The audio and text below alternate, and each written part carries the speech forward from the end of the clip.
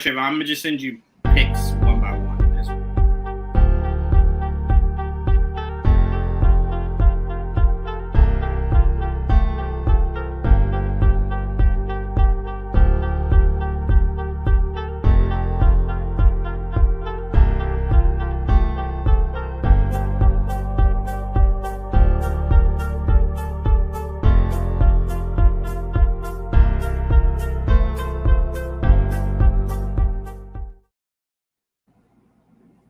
Episode of Unhealthy and Unstable. I am very excited for this episode.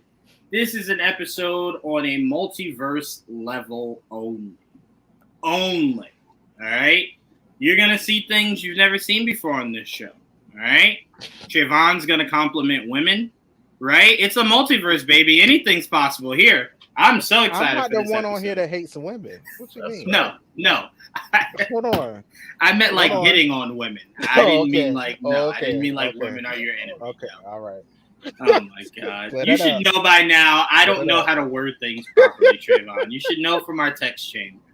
But we got a very fun show. Let's get right into it. Starting off with introducing my co-host, Trevon. What's going on, Trevon? This should be fun. I have thoughts that I'm wondering what your responses will be. Yeah, this should be fun. I love when Trevon says that because he knows when he says that, he already knows what our response is going to be. Just from him saying that, without us even hearing what he thinks. I don't know why he's wondering. He knows what our thoughts are. I don't know why he says this all the time. I wonder what you guys are going to think. You know exactly what we're going to think. Yeah, no, but I like the chaos.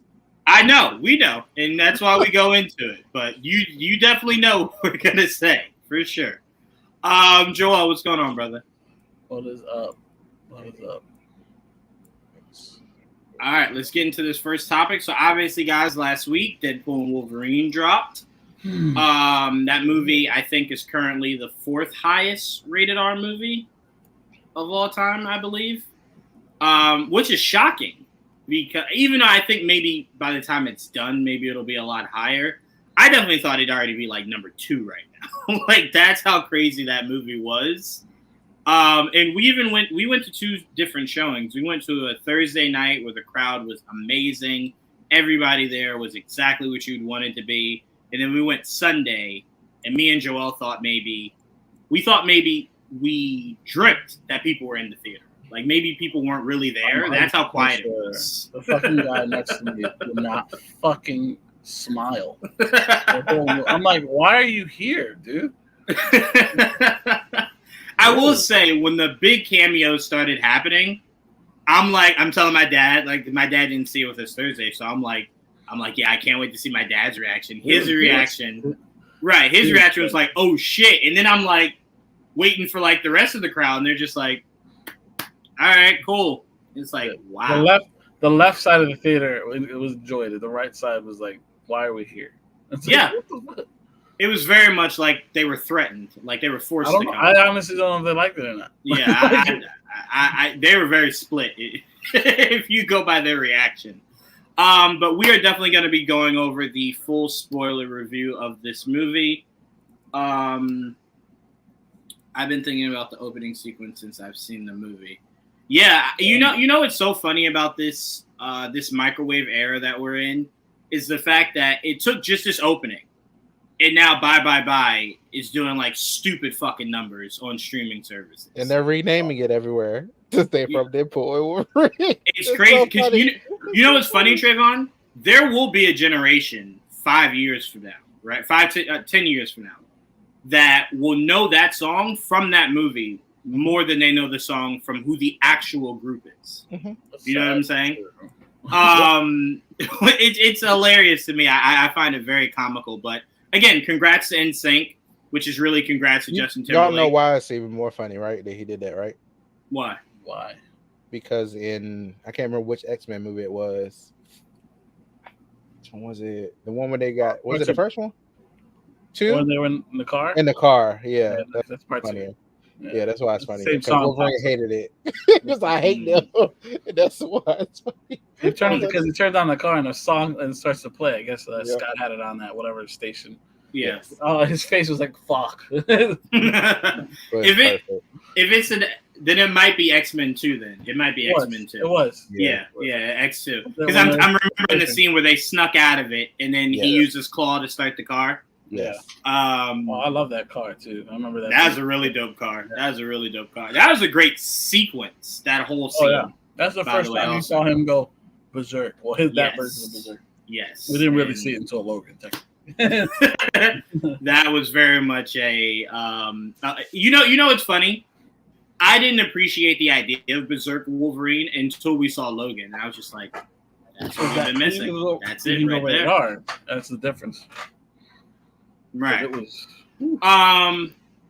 That was so much fun. Let's see. You ain't wrong. The cop that arrested Timberlake didn't even know who it was. It's probably don't know about the greatness. Oh, leave Justin alone. Stop.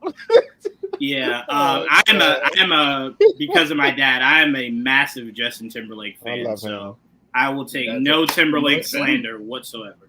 My dad is a massive Justin Timberlake fan. I am only a Justin Timberlake fan because of him. My dad swears by his earlier work. Not necessarily when he went back to the you-know-what people, but back when he thought he was us. My dad was a massive fan. He was a massive fan. All right, so let's dive into this. We don't have to dive. We're not going to dive scene by scene. I'm going to just go by. You tell me what stood out to you, your favorite, scenes, moments, whatever. We don't have to break down the movie. Say it again, Joel. Spoilers. Yeah. I even have it here in the thing on the bottom of the screen. Very nice.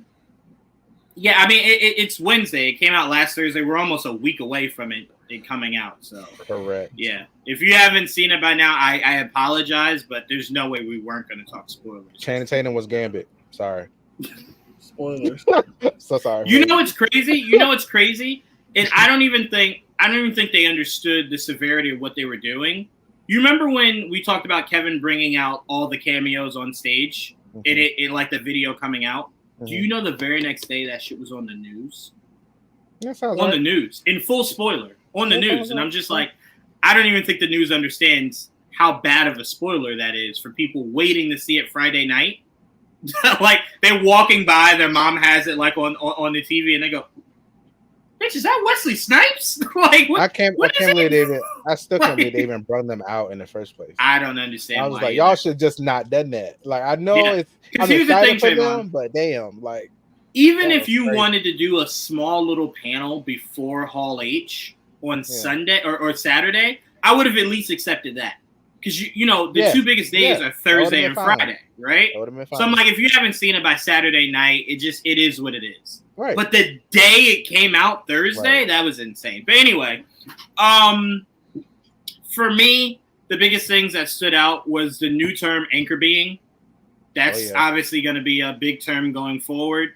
That stood out the most. Knowing that Deadpool had a pit stop in 616 was awesome. Yep. Obviously Blade coming out, that was like the shock. It was so funny because my brain almost shut off when Elektra walked in. I was just like, all right, cool. And then like Blade is the next one. I'm like, I'm gonna lose my shit. Then the card flies in and it's like, the way they did it. No. Like, they did it very well. Because you know it's funny? You know who I originally thought that was for a hot second? Not even gonna lie to you. Which one? Elektra. When she first came in, swear to God, not even joking, I thought it was Jessica Biel. I thought it was Jessica Biel. I thought they were digging into like the whole Blade joke. So I'm like, oh shit, it's gonna be her as the cameo instead of Blade. That's funny. And then I'm like, oh, that's Elektra. I'm like, all right, next is Ben. All right, Daredevil. Then it was like Blade, and I'm like, okay, stakes are up. And then the card flies in, and I'm like, how is this gonna look? Again, looked a bit chunky, but I'm fine. I'm fine. To me. No. Not Channing. The suit looked chunky. No. And not even the suit, just the face piece looked a bit chunky. Well, and the chest piece was a little bulky. It was a little bit. It didn't fit comfortably on top of whatever the fuck he was wearing. You know what I find so funny about that is that Channing is naturally not a massive guy. Mm-hmm. So it was like they shouldn't have tried to put as much on it as they did. Not at all. You know what I'm saying? He's a very He has a good body, a good body, but a good body structure. Right. He's got an athletic build. It's not slender, and Gambit is normally a slender build. Right. So whatever they put on him made him look even bigger. But it was very accurate to the character, even though the headpiece, even though as cool as it looked, it was just a lot. It was a lot. It did let us know when we do get our Gambit, it's gonna be so awesome. It's gonna be so awesome. And the last thing here, I don't want to be too long-winded. I'll pass to you, Trevon. Last thing is, I'm going to be honest, Trevon. I got nervous when we got to when all the Deadpool Corps, when they came out. Mm-hmm. It started to feel like we were getting close to the end of the movie. And I remember thinking to myself, oh, shit. Because I remember joking with Joel. Remember, Joel, I was joking with you saying, bro, what if we don't get Wolverine in his mask? Like, what if they're paying so much attention to it and all this promotion just because it looks cooler in artwork than it does actually putting it in the movie, right? So I'm like, when you get the scene where they're coming out to the song, and then he reaches back, I'm like, what is it? And then like you see the mask, and I'm like, no way. And then he puts that thing on with the crispiest white eyes. By the way, James Gunn, if you're watching, Batman should be doing the exact same thing. Anyway, the crispiest of white eyes. Oh, man, did that shit look good. But I will say, Trevon, as much as that was such a fun scene, even though I do think some of the CGI in that scene was very sloppy. Me and AJ talked about that. I will say, there was one thing that him putting on that mask and getting that full shot of him showed me. We got to have a short king for our new Wolverine going forward. It's just hold on. Did you not see what that looked like? No. That was to be funny. Wolverine is not that short. that was a joke. The way y'all talk about it, technically he is that short, but we don't need that. We don't need him. No, he is short. I'm just saying not that short. You can put that guy in your pocket. Like that was bad. Wolverine is short as fuck. Now, yes. I'm not saying I need him to be 5'3". Okay, I don't need that. Right. But there's an in between. In between. But you know what it was, Trevon? You could see once Wolverine. You know what moment really solidified that Wolverine, that Hugh Jackman is just too fucking tall to be Wolverine? When he jumps out of the back of the bus, he looked the most accurate I've ever seen Wolverine ever look. Because when he jumped out and he's kind of crunched, he looks the height of Wolverine. It is just like, if only we could like condense you so you always look like that. You know what I'm saying? But it was in that moment that I'm like, we need a healthier compromise. Like, we need a healthier compromise there. I keep saying under 6 feet is fine. That's all. Because the only reason this doesn't look that bad is because fucking Robert's tall. I mean, Ryan's tall. Ryan's tall. Right. Ryan's like it might be an inch taller than you. Right. Yeah, look at this 5'3". He's a short motherfucker. I don't need him to be Rey Mysterio's height. I need him to be like, I'm good with 5'9". Okay, so Trevon, we'll give you a better visual. We all said Daniel Radcliffe or Taron Egerton was perfect, right? Not as tall as Hugh. Radcliffe's small. Radcliffe is small. 5'9". You said who? Egerton is 5'9", and that's he was good. 6'2". That works. Right. Yeah. There you go. That's a happy medium. And if we can get a little bit, maybe a notch or two shorter, great. But that's fine. That's fine right there. That's fine right there. Because the whole thing about Wolverine that I think sometimes people forget, because their introduction of Wolverine was Hugh. I think they forget Wolverine is always so close to the ground. Right? He's very close to the ground. That's why there were so many shout outs to him doing that in this movie. Now, exactly. It has to be uncomfortable because he's so tall. But at least he did it. You know, like when he did the crawling around, it was just like he gets it, and he finally gets to play in the sandbox of Wolverine. Yeah, you know what I'm saying? Because I always look at this movie like this. It's a reason why it was called Deadpool and Wolverine, right? Is that he's lived so much of his life acting as Logan. He never got to be Wolverine, right? To the full extent. Right. So he finally gets to be Wolverine. It's why you saw him doing so much short people shit. The crawling around, the scrunching down, hopping out of the bus for that shot. Like, so much of him was trying. Every Right. time he was gonna fight, he got real fucking low. That's Real how low. he does it. That's Yeah. how he does it. That's him. That's him, man. So I really loved it. Everything was great. I have not one negative thing to say about this movie. Anything that bothered me was more technical or like geek perfectionist kind of shit, but it wasn't anything that was like this movie's like from a 9 to an 8 because of this. Like, no. Whatever I think this movie is where this movie will always stay at. But Trevon, walk me through, man. What were your thoughts? First of all, hold on. Before you go into that, can you please let the audience know that you originally were in this movie, so you got whitewashed out of it? You're so funny. You were the role of the guy trying to catch Deadpool's ass in his mouth. That was your role.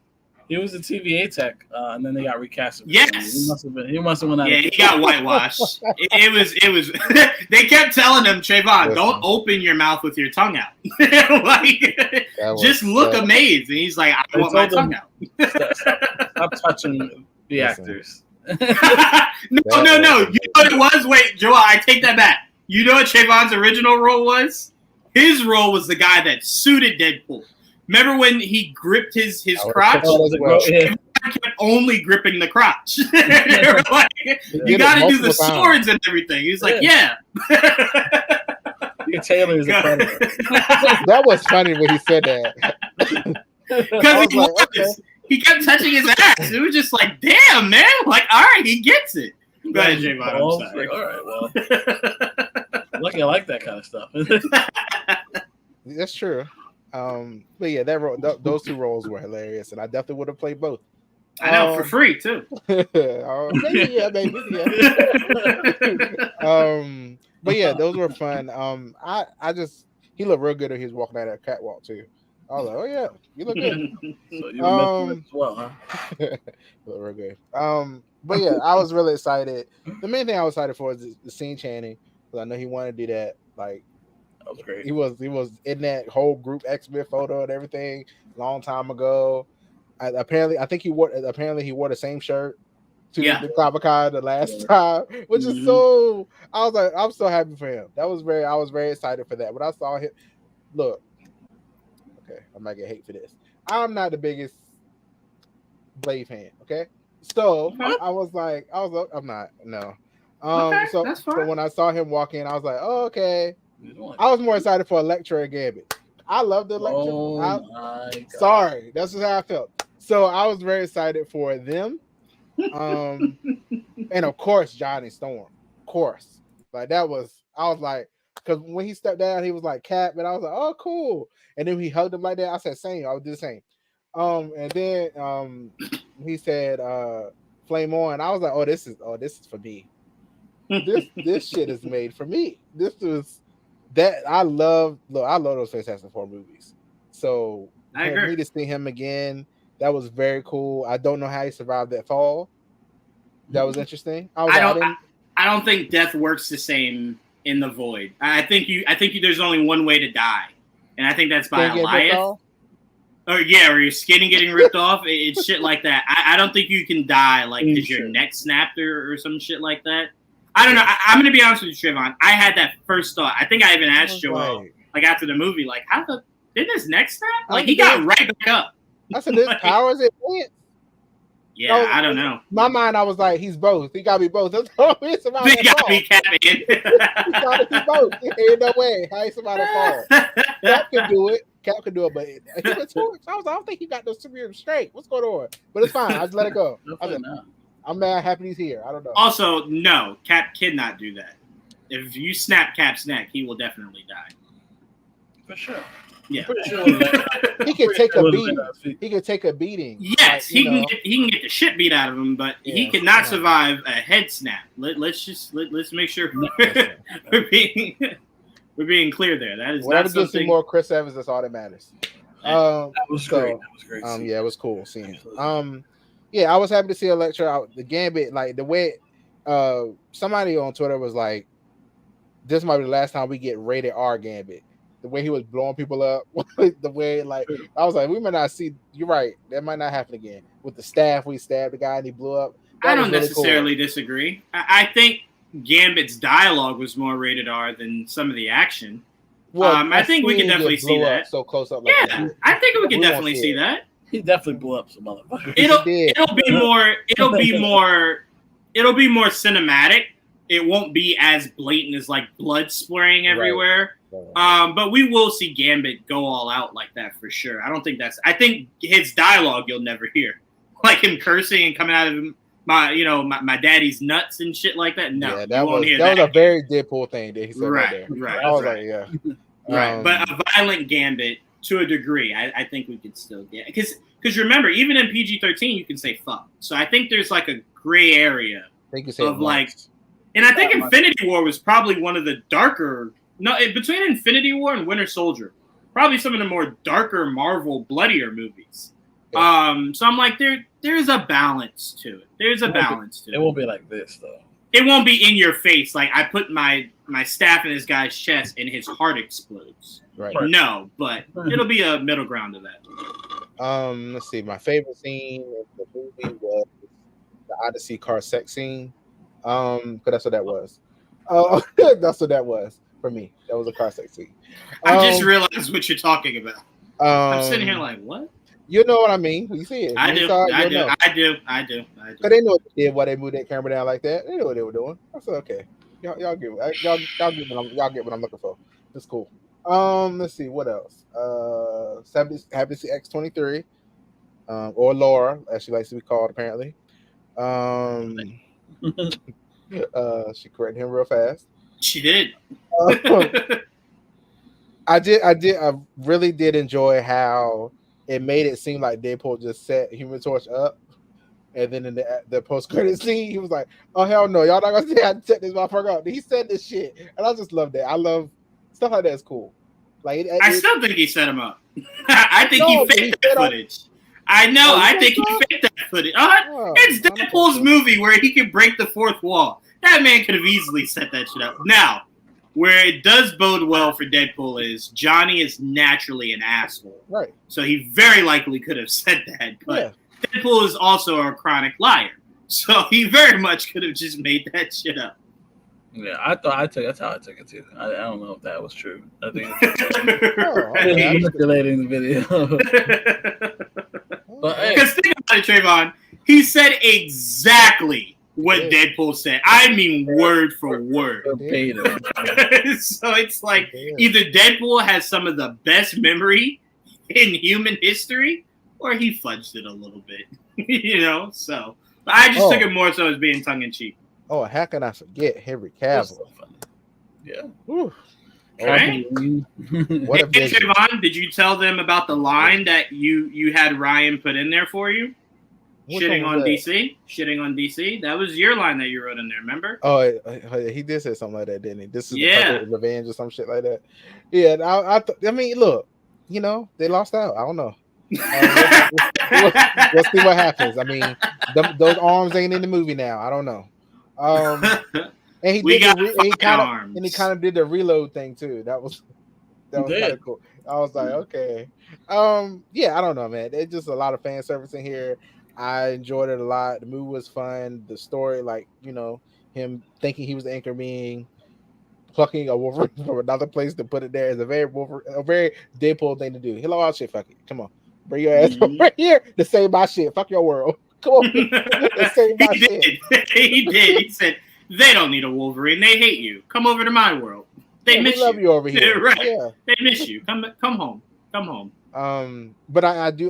The one question I have, like, when he's like, "Can you bring people back?" I was like, "You can't just see now that you did. You can't just say you brought X-23 back. There was other people in that group.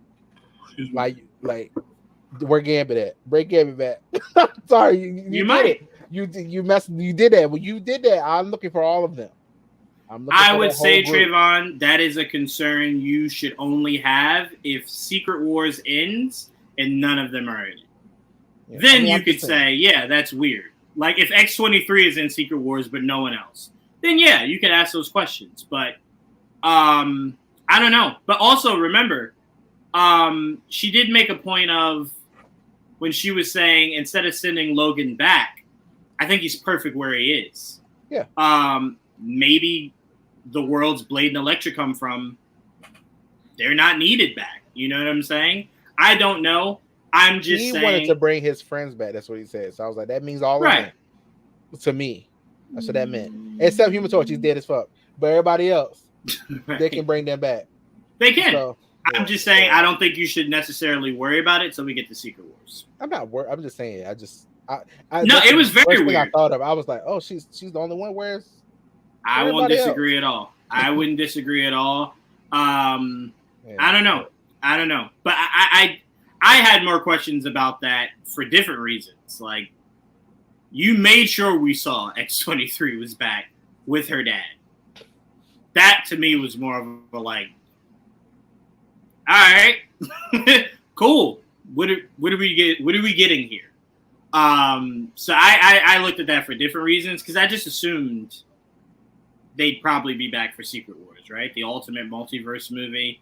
Yeah, probably get Tobey Maguire, Andrew Garfield back, like, you know, shit like that. So that's why I didn't see everybody.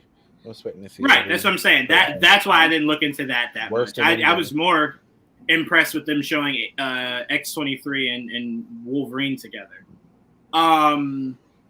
Yeah, but the whole thing you said about Wolverine being an anchor being, that almost solidified that we know exactly who the 616 anchor being is, right? It obviously has to be Tony Stark, right? Because, like, clearly you made Wolverine the anchor being because he was the backbone of the Fox universe. So I'm like, when you think of who the backbone of the MCU was, it was Stark, right? And think about it. A lot of this multiverse shit started going haywire once he died. So it was like, yes, you can go with that. I have my own person I would like it to be. I don't know why you're going off of the guy that helped on WandaVision. I'm just saying that Wanda is an anchor being. Wanda can't be an anchor being because she came too late into it. No, she's needed. I don't know. I don't think she's dead. She's needed. We need her, so she's anchor being. We need her? I need her. Oh, you need her. Gotcha. Yeah, no, not an anchor being. Anchor being is not for a singular use. Iron Man been dead a long time. Ain't shit happening. It's fine. I mean, you could argue the whole multiverse saga we're in could stem from it. You never know. We'll find out. Sure. I'm just saying. We'll find out. Mm-hmm. What was I going to say? No, Joel. Sorry. Joel. What stood out to you, man? So much. From beginning to end, that movie had so many little Easter eggs. Shout outs to the old movies and the comic books. And I honestly, the hunt for Logan was probably my favorite thing because they did more for Hugh in those 5 minutes than the movies did combined. It was they did. It was awesome. Like even the Short King, starting with the Short King was great. I love that. That was awesome. And it shows you how ridiculous he looks at that small. But you got the Age of Apocalypse. That was really cool. Was not expecting that. Him on the cross, the X cross with all the skull. Like that's a great cover.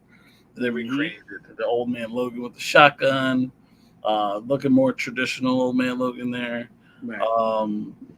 There was also the with the Hulk with the John Byrne tan and brown suit. Oh, that suit was beautiful. I did never ever expected to see him in that suit. That was just God. If we could only see him with the mask on with that suit.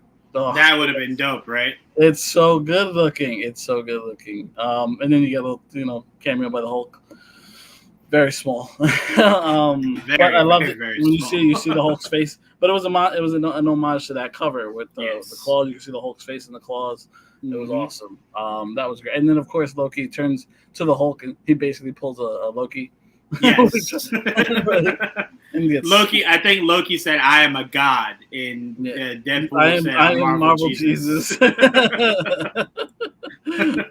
love that scene. That whole montage, and of course Henry Cavill, because you weren't sure because it's all been Hugh for the most part, and you see the back of this giant man. Like, what the fuck is happening? There you go. He turns around, it's Cavalry. Oh, that was awesome. Yes, that suit is fantastic. Look at this thing, the shoulders and everything. Oh my god, what did we miss out on, bro? I am curious, Joel. how often Hugh Jackman cried when these suits were brought into wardrobe, and he was just like, man, I've been dreaming of these. Just one of them, right? Like, just one of them. And he got them all. Good. He got them all. That's what I mean. That's why, to me, they did him so much. They did so much for him in just that, in those couple minutes, than, like I said, like these movies have ever done for him. Ever. But just with these suits and this little, like, shout outs. And, like, I loved every minute of that. I fucking geeked super hard for all of it. Because I'm obviously a very big Wolverine fan. So it means a lot to me to see him in the yellow and blue, and to see him in the brown and tan, and to see him get real low. Like, there's like little small things. Him constantly drinking, him smoking. It's just, it's him. It's so him. So it's like. And you know what I love the most? What? What I love the most about this yellow and blue suit is, if you remember from the original movies with that all black suit, you know what we never got to see? Like when he got stabbed or shot. We never got to see any actual physical proof he got stabbed or shot, right? Like when he was fighting. It's so dark, it's hard to tell anyway. Exactly, it's hard to tell anything. And remember, there was never any blood coming out because obviously it was PG-13. Yeah. But like there was no. When he was fighting Lady Deathstrike, she put her claws in him like a million times. There was never anything on the suit like, I just got stabbed 100 times, right? Yeah. So I'm like, look at just this suit right here. Look at the bullet holes, right, where he stabbed them, right? Like you see burn marks. I love it. Exactly. But go ahead, Joe. I'm sorry. I just had to point that out because it's like you can't overlook the small things like that because it's like we've been waiting for this, man. It's exactly right. The only thing missing from this yellow suit was those shoulder pads. I don't know why I decided to take those off, but aside from that, it was beautiful. It was a great suit. I did like how they explained the shoulder pads coming off, though. I did like how they did that. I still don't like that they took them off because, like, you have the sleeves. Not that I needed those, but the complete look is with the shoulder pads. You took them off. I was like, okay, fine. They might have been uncomfortable, maybe. Okay, just give me them. That's Joel's way of saying he doesn't care, Trevon. You're almost there. Why would you do that? The toys have it. The toy has it. The hot toy has it. It's perfect. I don't understand. Whatever. He's like, be uncomfortable longer. It's not that serious. That's what I'm saying. Fucking shoulder pads. I don't understand at all. They'll give you a picture later. I hope. That'd be great if they could. That'd be awesome. I'll take it. I almost got that hot toy because of that one. Because you can do that. I'm like, that's dope. I think it was with AJ as he was pre-ordering it. Yeah, he was going through all the hot toys. It just dropped. Pre-order. I'm like, you are. I don't blame him. This one's a great one too. So that was another one. I loved all the cameos, like the little one, even the ones that were the no-name cameos. They were just definitely callbacks to, like, mostly the Last Stand, it seemed like. Yeah. But there was a lot of them. There was, like, apparently I couldn't make out everybody, but I saw some people took pictures of the characters, and some of the ones I obviously remember. We thought it might be the Russian. Yeah. Apparently that was a variant of the Russian. Right. There was a variant. There's just the bullseye. There's a bullseye variant, Daredevil bullseye variant. He was black apparently, but still. And that's why we missed him. That was why we missed him. We wouldn't have known to look for black. There was a Quill. Remember, I don't know, from Last Stand, the spiky dude. Oh, okay, yeah. But in this one, it was a girl. But she was there.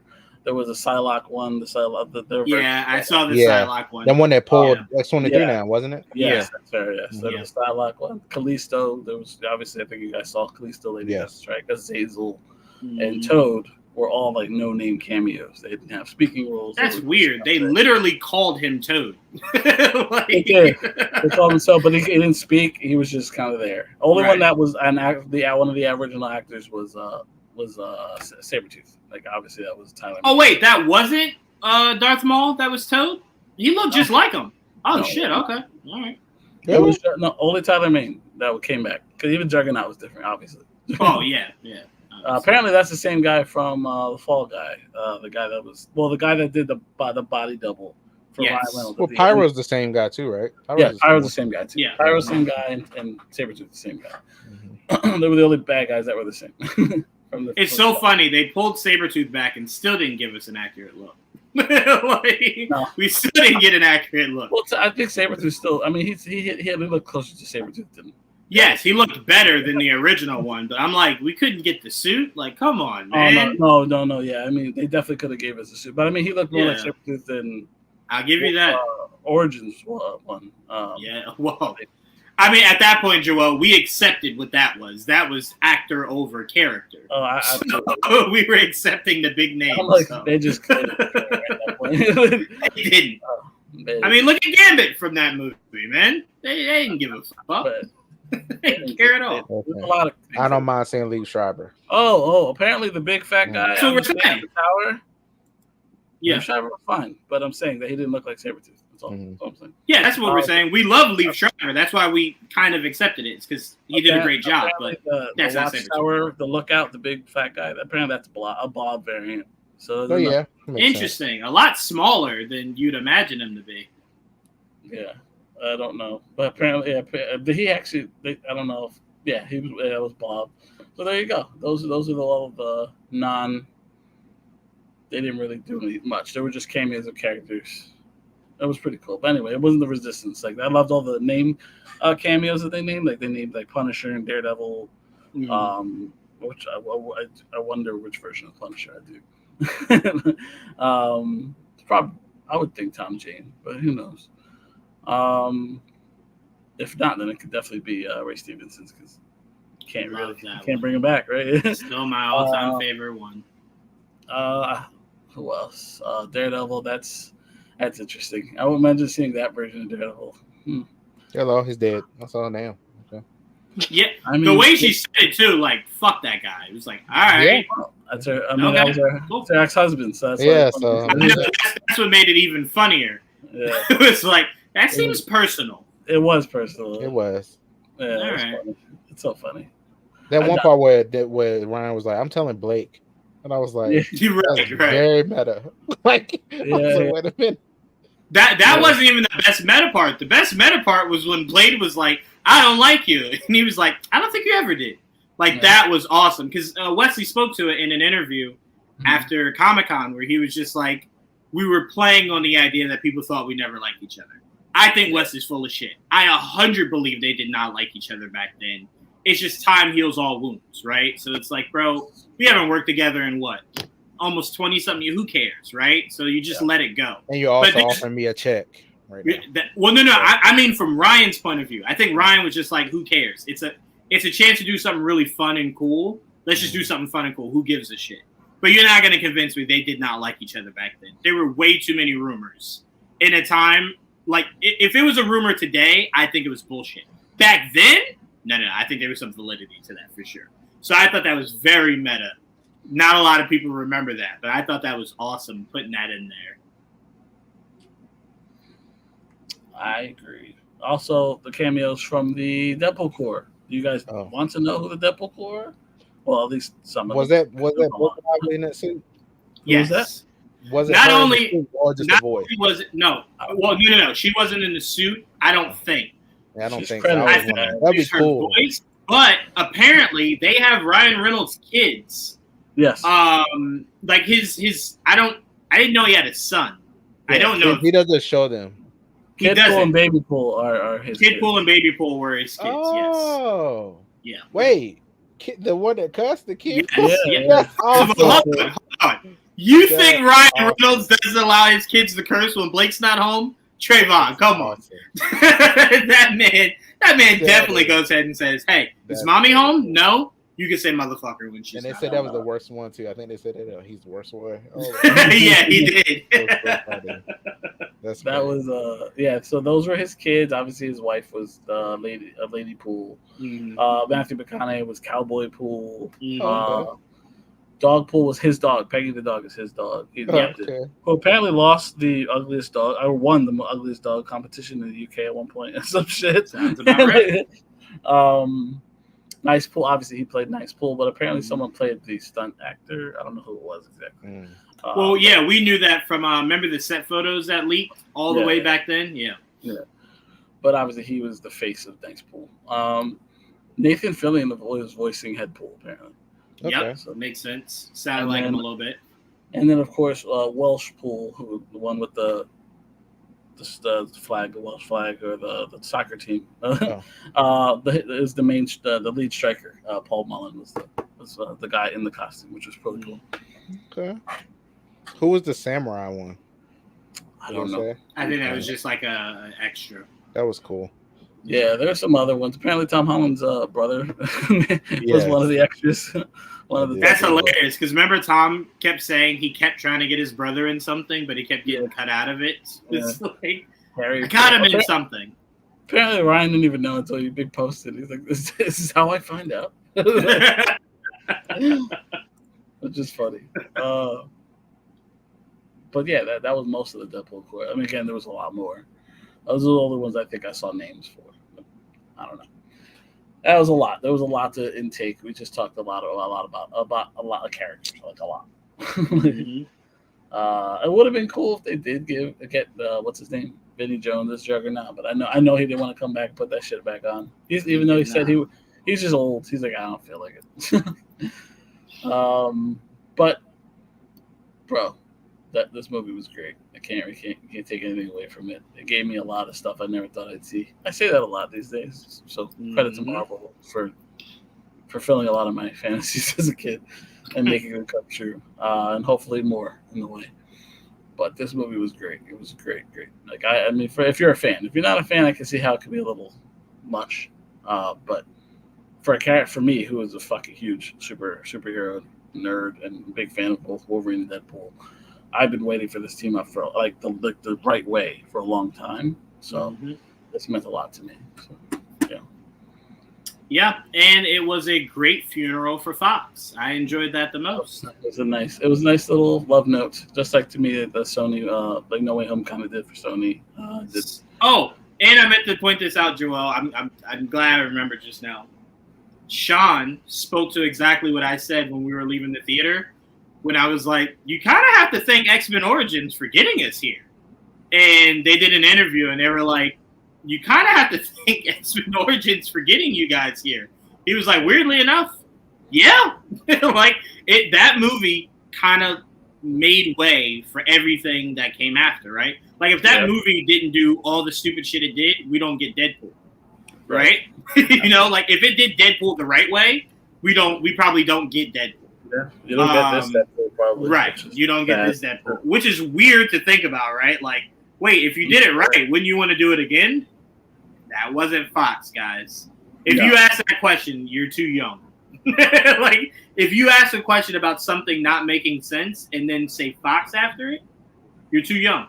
You're too young. We'll teach you, though. It's okay. I also figured out when this takes place, and it's very easy an answer. Okay. Obviously, Deadpool 2 takes place in 2018. And it starts right after 2018. That's why when you see that he goes to 616, it's during that whole jumping around shit. So that's why when it jumps 6 years, it's today. It's this year. It's 2024.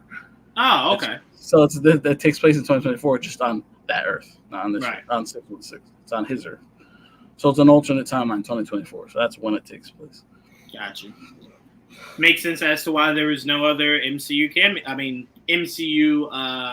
end credit scene. Right. There was no connection aside from the beginning. Yeah, this is like a year post Endgame. If it was in the 616. Right. No, I mean this movie was great. It was everything I could have ever asked it to be. It was not cameo porn. Even though this is the second movie I thought could have given me more cameos, but I will accept what I got. I still to this day thought Doctor Strange, that movie was so fucking lazy to call itself Multiverse of Madness. That is true. It was like, you got really fucking lazy. Really, really, really lazy.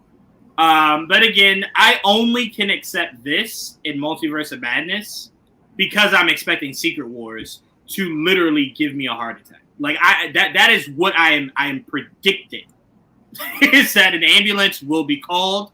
Joel will not come with me. He will stay in the theater. I will wake up in the hospital alone.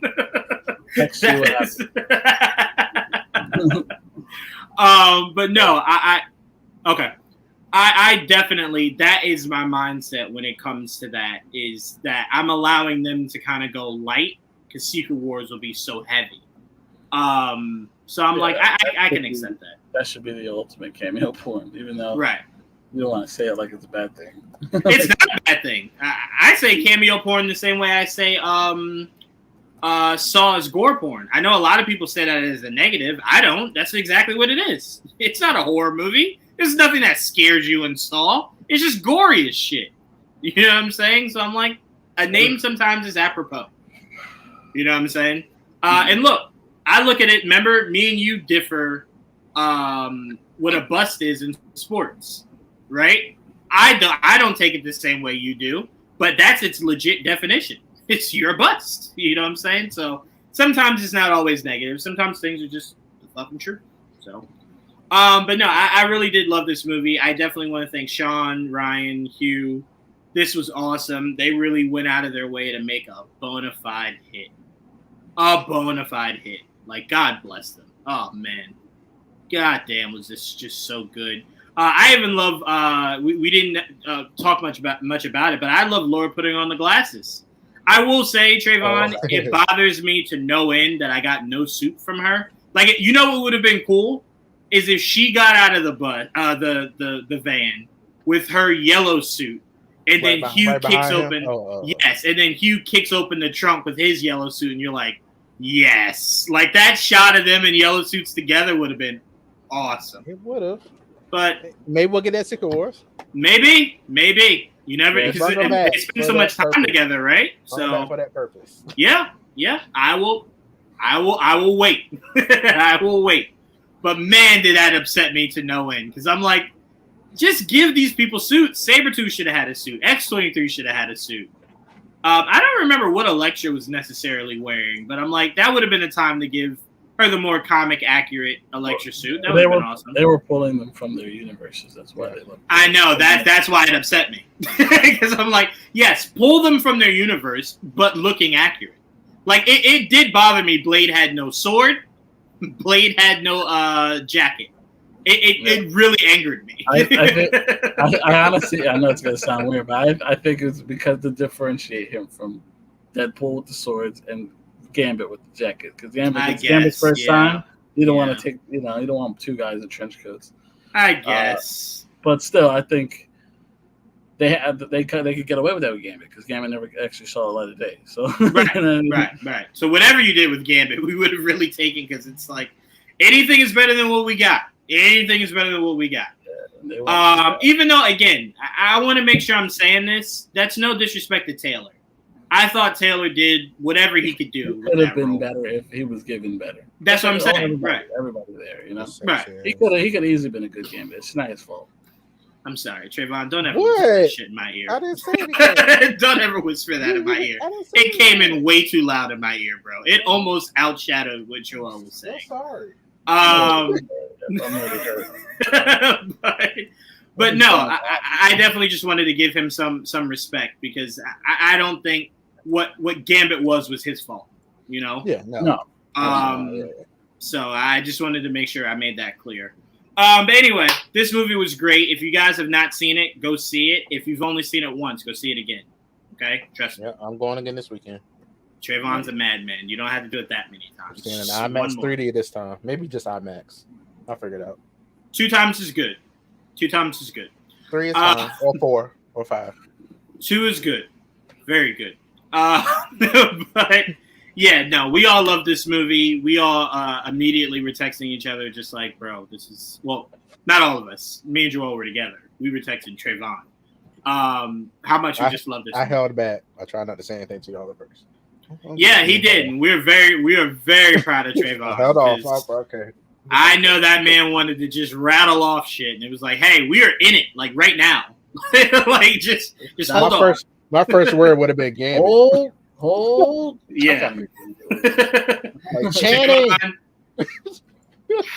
I don't know how long we would have gone without talking if you had said that. You know what would have been our luck? You would have said it as the scene was happening. It would have been like, oh my God, it was just about to happen, Trevon. Just a second longer, just wait. But no, this movie was awesome. I think I popped the most for Blade because I honestly, I heard rumors maybe sound like that were coming, but that could obviously, so much of the shit could be bullshit. That was the one I had the least amount of faith in. And it happened, and I was like, fuck, I was not expecting it. Unlike the other ones, I kind of had a feeling. I ain't gonna lie to you. I will not lie to you. When it took a second for Gambit to throw that card in between Blade entering, I won't lie to you, Joel. I held out some hope for Ghost Rider. I held out some hope. I held out some hope Nicolas Cage was going to walk in there, man. I wouldn't be surprised if he's in, what's it called? Secret Wars. Secret For Wars. sure. Yeah, for sure. That'd be cool. I'd say, if I had to be honest with myself, I had the biggest pop for Blade. But what stood out to me more was Gambit. If you told me Channing was in there as Gambit, I would have believed you. If you told me Channing was in there 100% accurately as Gambit, that I would not have believed. Like, the dialect was perfect. The jacket was perfect. The clothes were perfect. Him having that staff out of nowhere was perfect. The cards, everything about Gambit was perfect. That I would not have believed. Wouldn't have believed that part. I can't wait for the what's it called? The making of, what they call those? Yeah, the making of. Yeah. Whatever the fuck they call them. I can't wait. Assemble. Oh, yes. There you go. Thank you, Trevon. There you go. Assemble, yeah. I could not remember the name of it. How's that? All right. So, speaking of the multiverse that we lived in with Deadpool, we going right into it, guys. We had Hall H with Marvel on Saturday, and we're just going to start with the biggest thing. Obviously, it was Robert Downey Jr. Okay. Yo, just that specifically, because we covered everything ad nauseum. But the Robert Downey Jr. thing was so much like that was the end of it. Then we wrapped up. So now we've had a few days to kind of sit on it, hear everybody's interviews afterwards. A few things were said, like they asked Shackman, right, Joel? Not Shackman. They asked Shackman. I think it was Brandon that asked them. I always hate saying that. But anyway, Brandon that asked them. He asked them, he said, is Robert Downey Jr.'s Doom in Fantastic Four? I'm a firm believer, if someone's not in a movie, you just say no. Right? Makes sense, correct? Yeah. That man went out of his way to say, I cannot speak on that. I cannot say anything. That sounds like a fucking yes to me. You know what I'm saying? And then this is what really drove it home, that, in my opinion, Robert Downey Jr. is 1,000% in that movie. This is not a origin story. Mm-hmm. So that means, however long they've been Fantastic Four, there's all that time Doom could have existed in that universe. So if Doom is just an end credit scene, I better not hear anybody say, well, where was he this whole movie? No, this is a Doom that could have been licking his wounds from just getting his ass kicked a few months before this movie takes place. You know what I'm saying? Mm-hmm. So I'm like, whenever he pops up, I'm fine with it. Whether it's in the actual movie or just an end credit scene. So I wanted to throw this out. Blu-ray Angel, shout out to Angel. He had this question, and I don't hate this question. His question was, is Dr. Doom going to steal Loki's god multiverse powers? And at first you go, no. But then you say to yourself, possibly. Sounds like something he would do. That's what I was going to say. Like, it sounds exactly like what Dr. Doom could do that would legit cause a movie to be called Doomsday. Because Dr. Doom, off the strength of just being Dr. Doom, is not enough to call this movie Doomsday. Giving Dr. Doom the power of the multiverse is definitely how you get a Doomsday movie. So I just wanted to give him credit because he said that, and I'm like, yes. Like, that makes all the sense in the world to me. So Juwaan, I'll start off with you. Mm-hmm. Obviously, this was announced Saturday night. Since then, have you had any other thoughts about the casting, the character, where they're placed, anything like that with Dr. Doom? I mean, for starters, it was shocking. It was like because again I heard, or at least I heard rumors that this was a thing, or at least most of what was announced, like the fact that he would be playing a variant of Doom. That's how it was rumored to be. We didn't know for sure it would be Von Doom. They said he's going to play Victor Von Doom. So I'm like, oh shit, okay, so he's playing Victor Von Doom. And the way they announced was very overdramatic, and I love it. The whole thing, that was great. Because as soon as the words came up as Doomsday and the colors, you're like, bro, you know exactly who this is alluding to. Even though that's not exactly the way I wanted them to go, if they were going to sway from Kang, I still hope Kang plays a factor in it in some capacity. But I'm cool with it as long as it plays out like I expect it to, which already sounds like it is. So if he's in the Fantastic Four movie, it seems he's not from that. He's not a 616 dude. That's how I took it. So if that's what's happening, and he ends up taking, obviously the whole point is that he takes the place of Kang, and this as the main villain of that movie, and obviously becomes a multiversal threat. I'm curious as how he gets there, and the idea of maybe fucking around with Loki and whatever, that could all work. I just want to know how. How do they discover the multiverse, and what happens in the Fantastic Four that leads to that happening? Is my thing, or at least to that. I'm assuming whatever. I'm assuming they're gonna go the route that Reed's been working on, multiverse travel, right? Like he discovers multiverse travel, and Doom finds out. Obviously uses it to his benefit. And even like you guys were saying, Trevon, I know you were a big fan of the idea of he discovers once he gets here, like, I look like you're Tony Stark. Maybe I play up to that. Maybe I play up to the fact that I look like your fallen hero, right? And for me, I did hear someone say that apparently Galactus is not a variant. Not a variant. Yes, he's not a variant. He's not a variant. So he's the only Galactus, right, in the entire multiverse. So that's how he'll travel. Is that apparently he can multiversal travel, like America Chavez. Right. Yes. Thank you, Joel. Yes, just like America Chavez. Thank you. That's the character I was thinking. I was blanking. Thank you. So for me, I could see it. Whether or not they do it that way, I don't know. I have no idea. I just know for me, this is great. This is awesome. I said to Joel, Trevon, or I might have said it on the show, I don't remember, but I know I said it to Joel. I think Coleman Domingo is Kang. I think he's already been cast as Kang, and Kang is a backseat driver, or a passenger, to Doctor Doom. I think he's a passenger. I think Doctor Doom kind of hijacks Kang's plan and uses it to which makes Doomsday. So Kang is still a player in this game, and that's why you cast Cole Domingo and kind of just make Kang secondary to obviously the Alpha.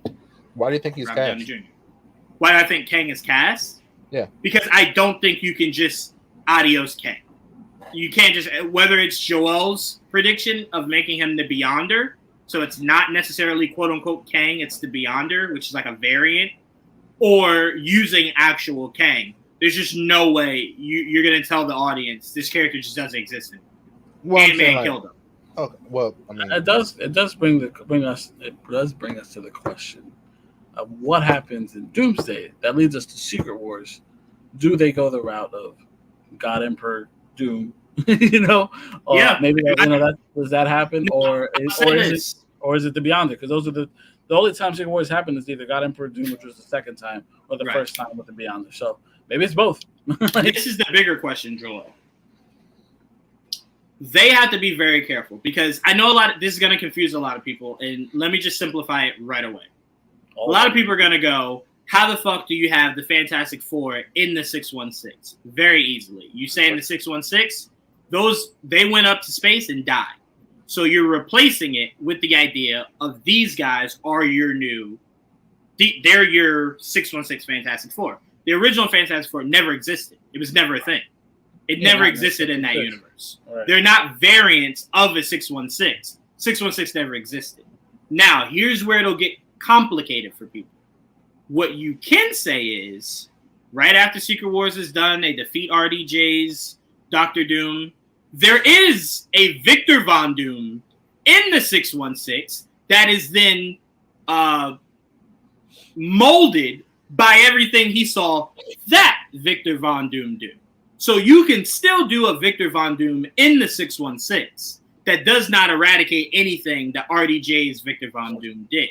Now, the tricky part is, how do you do RDJ's Doom where you don't exhaust everything possible so that when we get to the 616 Doctor Doom, it's not seeming like we're rehashing the same shit we just did. You know what I'm saying? So that's how you can do it to where Doom still exists in the 616. Everyone's happy. You get your new casting for your prime Doom, and nothing is messed up. You know what I'm saying? But for me, Joel, to answer your question, you have to go God Emperor Doom. You have to, unless you make him the Beyonder. Now, before we go any further, Trevon, you were asking something. Were you trying to ask me why do I think Cole Domingo was casted? Yeah. He had came out in an interview saying how much he would be up for that. He would love to do that. He wants to play a villain. He would definitely jump right into that. Now, I'm not saying this is like I have any sources or anything. Right. It's just that man won an Oscar. Am I wrong? Did he not win an Oscar? I think he did. I think he did, right? I kind of feel like the person wins an Oscar, says I want to be in a Marvel movie, it just kind of happens, right? So I kind of feel like he's the perfect guy, stays out of trouble, there's nothing going on, that man lives a very happy, peaceful life. Why not? You know, because what you shouldn't do if you want to bring King back is make him white.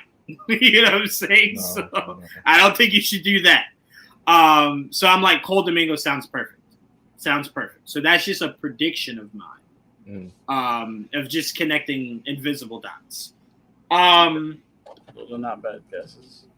So that, I just want to make sure I'm putting that out there. That's not me reporting. That's not me saying I heard it from sources. Just a guess. Trevon, if you want to throw that up for Joel to talk a little bit more about that, you can do the first one, the Beyonder, for Joel to explain the Beyonder a little bit more before we go on. Well, I also think another prediction I have is that I think, again, I don't know if this to be fact, but it does seem to me like the Void is set up to be where Battle World takes place. Yes. Mm-hmm. If there's a Battle World, I think Void is the best place to do it, and that's where they can. Like what Cassandra Nova's plan was, where the Void was the land where she would reign. I think that's probably what's going to end up happening, where she's going to destroy he's going to try to destroy everything. This is my world. I am God Emperor. If it's Doom, or I think maybe the plan is he wants to become God Emperor Doom, and then something happens with the Beyonder, and Beyonder is actually wins out in the end, and that's why Secret Wars happens. I don't know, it depends, because obviously that I know the Russos love the original Secret Wars, so I don't know. That's why they wanted to do it, right? Yeah, and the second one was a little different than how the first one went. So we'll see. The big event, because during Secret Wars, that's when Peter gets his black symbiote suit. That's the event. That's where he gets the suit in the Void. I was gonna say the Void, but in the Battle World, right? So that's a way he could get it. That's where I think he should get. I don't like the idea of him getting it randomly in his movie, whatever way they decide to give it to him in his movie, the next movie. I really would. I'd rather they waited till after Secret Wars for them to do that. Because they could do that canonically. That's not something you can get away with normally. But from to get the symbiote suit there in a multiversal war, because that's what this is going to end up turning into, right? It just makes so much sense. Like maybe that's how Tom Hardy's Venom passes on the symbiote suit. You know what I mean? Yeah, that'd be interesting. I can tell you this right now: you are out of your mind if you think the moment Amy heard that they were doing Secret Wars, she didn't Google it and go, "Wait a minute, other people can be." Hey, yo, Kevin. What's good with Tom Hardy in Secret Wars, right? Like, you need a lethal protector, right? Throw him in that shit, right? Throw him in there. Movie ends with him dying, right? And some of it attaching to Peter, right? Because it finds him a suitable host, right? And then it doesn't take over Peter. It stays with him Right. And it just waits for the moment to actually take him over. And then you get to the fifth movie of Spider-Man, where you can slowly, you know what you could do then, Joel? You could slowly maybe bring in Miles, right?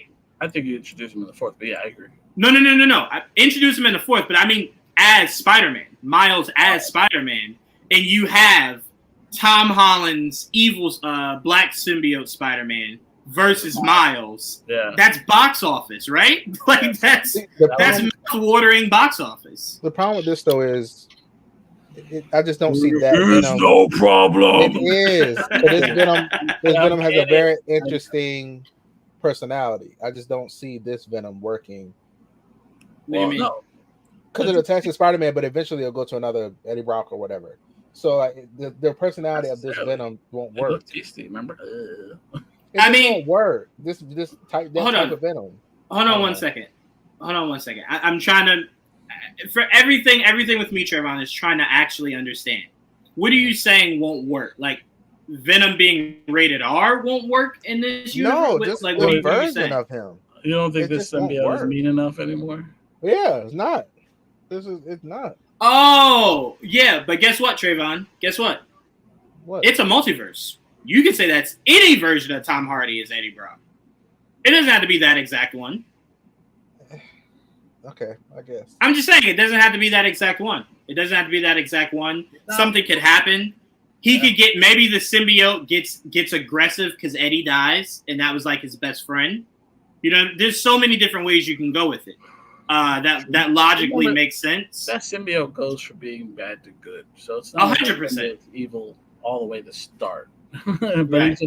He's not a. He definitely tempts you. And also remember this: it's not necessarily evil. It just gets you to buy into your actual feelings. Right? And remember, Eddie lets him feed on humans. Like Peter didn't let him do that. No, not at all. And that's where it'll be interesting, because remember how the game handled it. The game didn't handle it by immediately trying to feast on people. It fed into Peter's anger that Peter never lets out, right? So that's what I'm saying. The symbiote, you know what the symbiote is, Trevon? A better way to explain it, the symbiote is liquor. You know how they say liquor brings the worst out of people? Liquor doesn't turn you into somebody you're not. Liquor just brings out all the things you bottle up. You know what I'm saying? That's what the symbiote is. It just brings out your inner desires. It's why when they did it with Toby, remember Toby was angry that MJ left him. Mm-hmm. Toby was jealous, and spiteful and all those things. That's what he actually was. He was just bringing it out. I was a really big fan of disco. There's a lot of things. We don't talk about those things. But I do get now what you're saying, Trevon. That's what I said. I just wanted to understand what you were saying. I get what you're saying. But there's a lot of ways to make that work. I can finagle that. Yeah, that can be finagled more so than really anything else. But not often does Joel agree with me. I like that you agree with me on introduce Miles in the next one, make him Spider-Man, and then we can maybe get Miles Spider-Man versus Black Symbiote Peter. That would be awesome. That push and pull between that. Yes. His mentor now become aggressive and like how you gotta I like that. And then you have Spider-Man versus Spider-Man by accident almost. So right. Yep.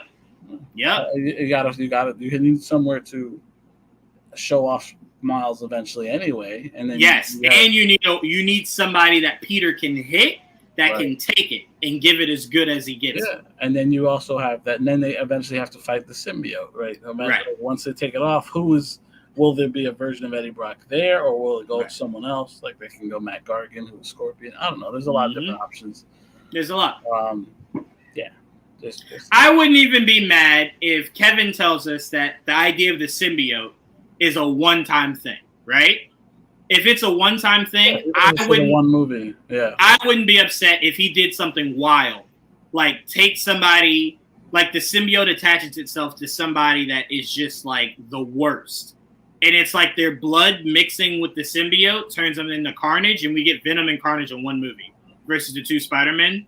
That'd be awesome. I'd fucking love that. I'd be fine with it because you kill off the whole symbiote at the end of the movie, and then it's never to be revisited. That's fine with that. I mean, I want to see. It would be crazy if the final time we see Venom, it's hit with the logo finally.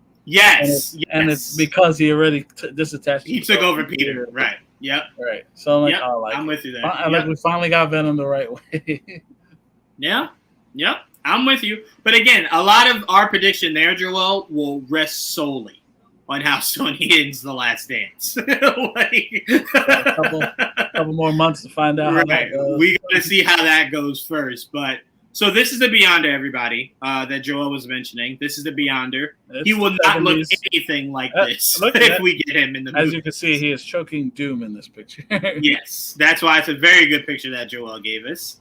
I honestly didn't notice that until you.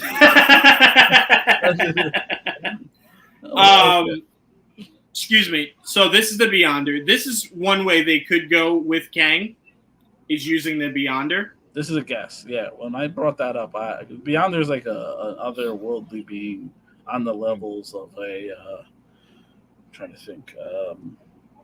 I think he's on like the Collector and all those characters, whatever the fuck you call those guys. He's kind of like that, I think. Oh, by the way, if you do Battle World, you have to do the Collector, right? Bring him back. You can. I mean, you can do him or the Grandmaster. Like those are related. They're heavily tied into the Battle World. Sorry. No, go ahead, Trevon. What are you saying? I was just saying, I could see this character being a version of Kang that is in power until Doom figures out how to fuck him over. Right, yeah. To me, it's either or. It's either he's in power or reverse. Because in my opinion, I think what Doom will try to see what will fuck over Kang if there is still a Kang, and will try to become God Emperor Doom, and then Kang reverses it and ends up becoming the Beyonder with whatever way they try to finagle it. Because again, the Beyonder is not Kang at all in the comics. It's just he's his own character. I could see the Beyonder teaming with Loki and telling him there's this guy trying to destroy the multiverse. Like, I know a lot of people said, remember how in Deadpool, Paradox alluded to the fact that somebody had chosen Deadpool. Mm-hmm. It wasn't his idea to go after Deadpool. He was just going to destroy that universe. Apparently it was his boss. Yeah, the boss told him Deadpool was the one that you should bring over. A lot of people were saying, what if that was Loki? What if Loki was like, I've seen all variations of everything. That guy's important. I just assume he'd make Kevin Feige. No, he very likely could have. He could have. But Trevon, think about this. Kevin? Again, I'm just to be funny. I was like, I'm deep diving a little bit too much. But think about it. Loki being the one to say go get Deadpool makes sense because what's the one actual MCU cameo we get?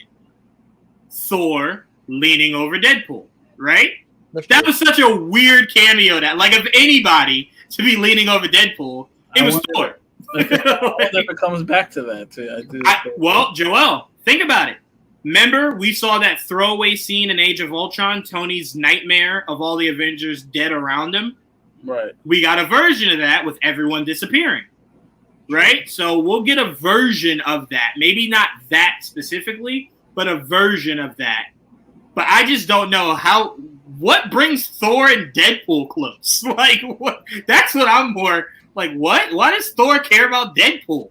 You know, and what could actually kill Deadpool in that moment? So that's gonna be a lot of fun. Deadpool's actually dying. You think it's just maybe like Deadpool tricking Thor into like getting close? Just let him do it. He's like, yeah. I'm dying. Kiss me. It's like, what? It's like, I don't know what I said. I'm dying. But yeah, I just thought that was really interesting that maybe Loki was behind a lot of what happened in that movie. But no, Trevon, before we start to close this up, you could bring up Joel's picture of God Emperor Doom. We can show the audience a little bit of God Emperor Doom. Talk a little bit about God Emperor Doom. And then I'll talk about my haulage. I believe that's how Marvel Ultimate Alliance 3 ends. The DLC is with God Emperor Doom? I think so. I'm now glad that I didn't know that because this game came out forever ago. Where the fuck is my part 4? It was a Switch exclusive.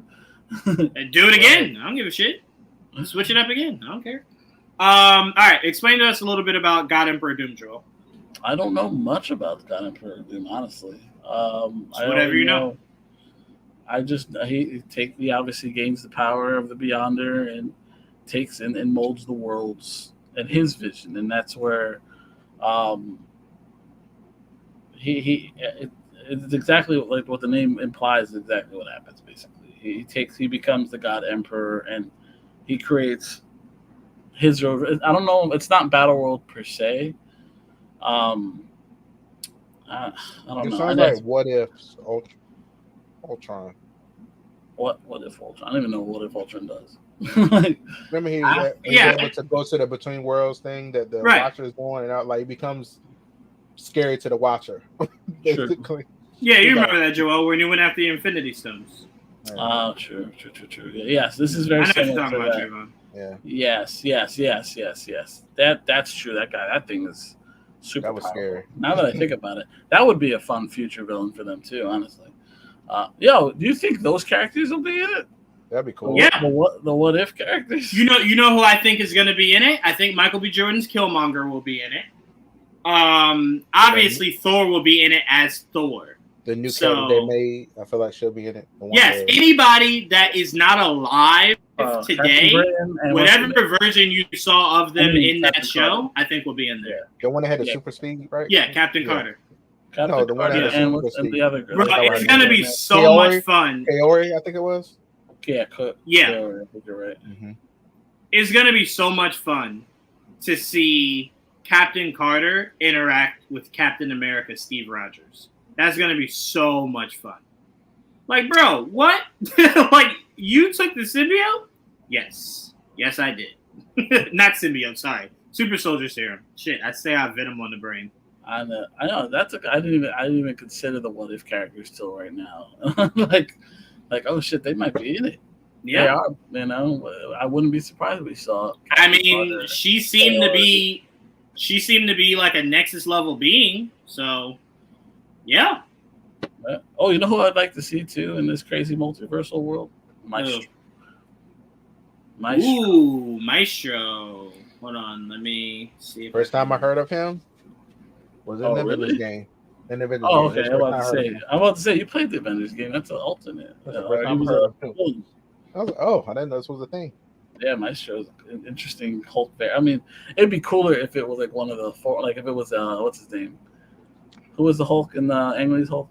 I forget his name. Oh, Eric Bana. Eric Bana is the Maestro. That would be fun, though. Wouldn't it be fun if he was the I can see him. It'd be a nice callback to that god-awful fucking movie. It would be yes. That movie is hot garbage. So it would definitely be a fun way to look back and never have to think about that movie and just go, he's always been Maestro. So, yeah. Yeah. In headcanon, yeah. I'm with you there, actually. We very well just might, but I think it might be like a throwaway cameo. Like they peek into another universe, and he's Maestro. Like we don't even know it's him, unless they use like the horrible looking face sculpt of that Hulk, for him. But yeah, I can see that as like a throwaway. Would you say, Trevon? Whatever it was, they'll make it better. It will have to, because that was... Anyway, Trevon, your thoughts on Hall H? I'm still not 100% sold on this Doom variant thing. I like RDJ, of course, but I just don't... I'm excited for anything MCU, of course, but it does feel slightly desperate to bring him back. I just really need to see how they're going to pull it off, because it really got to work. But wait, that's my question, is when people keep saying that, I'm like, but all of you thought he would come back as Iron Man.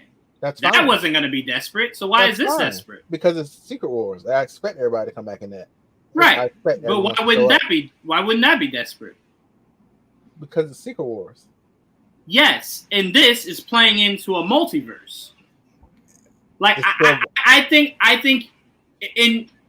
for me, when I hear you guys, I would accept what you're saying if this was around the Infinity Saga, and they just randomly made RDJ Thanos, right? And then it's like, yeah, that's weird. But in a multiverse where you guys are literally saying, yeah, Iron Man could be plucked from a different universe and brought back, why can't he be Doom? Like that. That's just the only thing I confuse. I'm not expecting him to be around for 3 movies.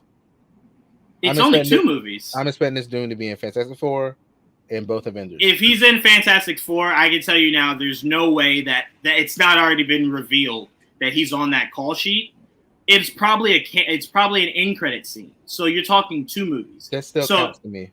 He's still in. A cameo counts for you. He's still there. Okay. He's still there. Did you just hear what Trevon said?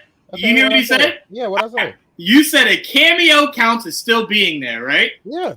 So you can admit Incredible Hulk is part of the MCU because Iron Man was in the cameo. You're saying it like I don't care about the Hulk though. Like, no, whatever. But you keep saying that movie's not canon. So now that you're accepting end credit scenes, it's canon, right? Sure, it's not a movie I watched though. So there. I'm never watching that movie again. So I don't understand. Anyway, go ahead. I'm sorry. Go ahead. Yeah, I don't know. I mean, we'll see what. I don't know. I just see what happens. I'm happy for the Russos to be back. People could say that feels desperate too. But I love that. Everyone kept saying no. Like, they kept going to other people. Yeah, so I don't know. I love them. I think I'm happy for RDJ because he's making money everywhere at this point. So that's very cool that he gets to play this big giant character. I don't know. I just really can't, and it's so long from now, but I just can't wait to see how they play this out to where I'm like, okay, fine, it's fine. That sounds. I guess it's easier to digest if you've read certain things. Like it's not. It's just crazy shit. This is what happens in comic books. Like crazy shit like this happens all the time. Like this is some wild shit. And like what they're gonna do in this movie is a little different than what they kind of did in the comic books, because I think I saw there were 2 comic books that were. I was like, okay, that makes sense where it comes from, but it's still RDJ. I don't know. He already played a huge character, huge part. Well, wait. Don't look.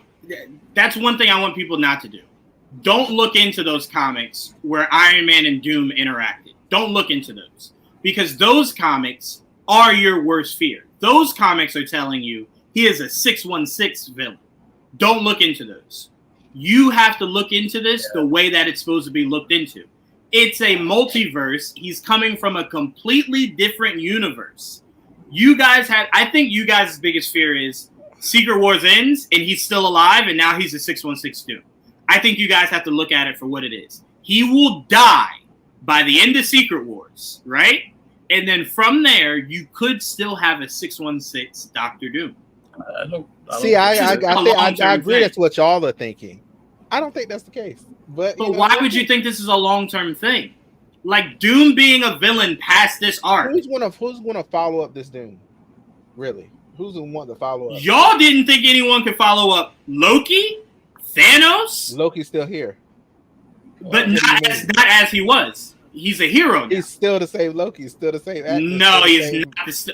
You're saying it's still the same actor. Still the same. Yeah. You're saying who's going to follow Doom as the next big bad, right? That's like another actor playing Doom. Well, that's what you guys wanted anybody. Like, you wanted literally anybody. No, not at all. Not at all. Not at all. I thought Edward Norton was phenomenal as Hulk, and I've not once said, man, I miss Edward Norton. I am 100% okay with Mark Ruffalo. 100%. Never once thought about it. See, for me, that doesn't. See, okay, because y'all think that movie is canon. For me, that movie doesn't exist. It's not think. It's canon. I'm just saying. It's not think. When I think of Hulk, I've never thought of that one. I've always thought of Mark. That's your head canon. That is canon. I don't know how else we can explain that. If I think of Doom after these movies, I'm going to think of RDJ. I already know that. But that's fine. Iron Man. If somebody tried to put a new actor in Iron Man.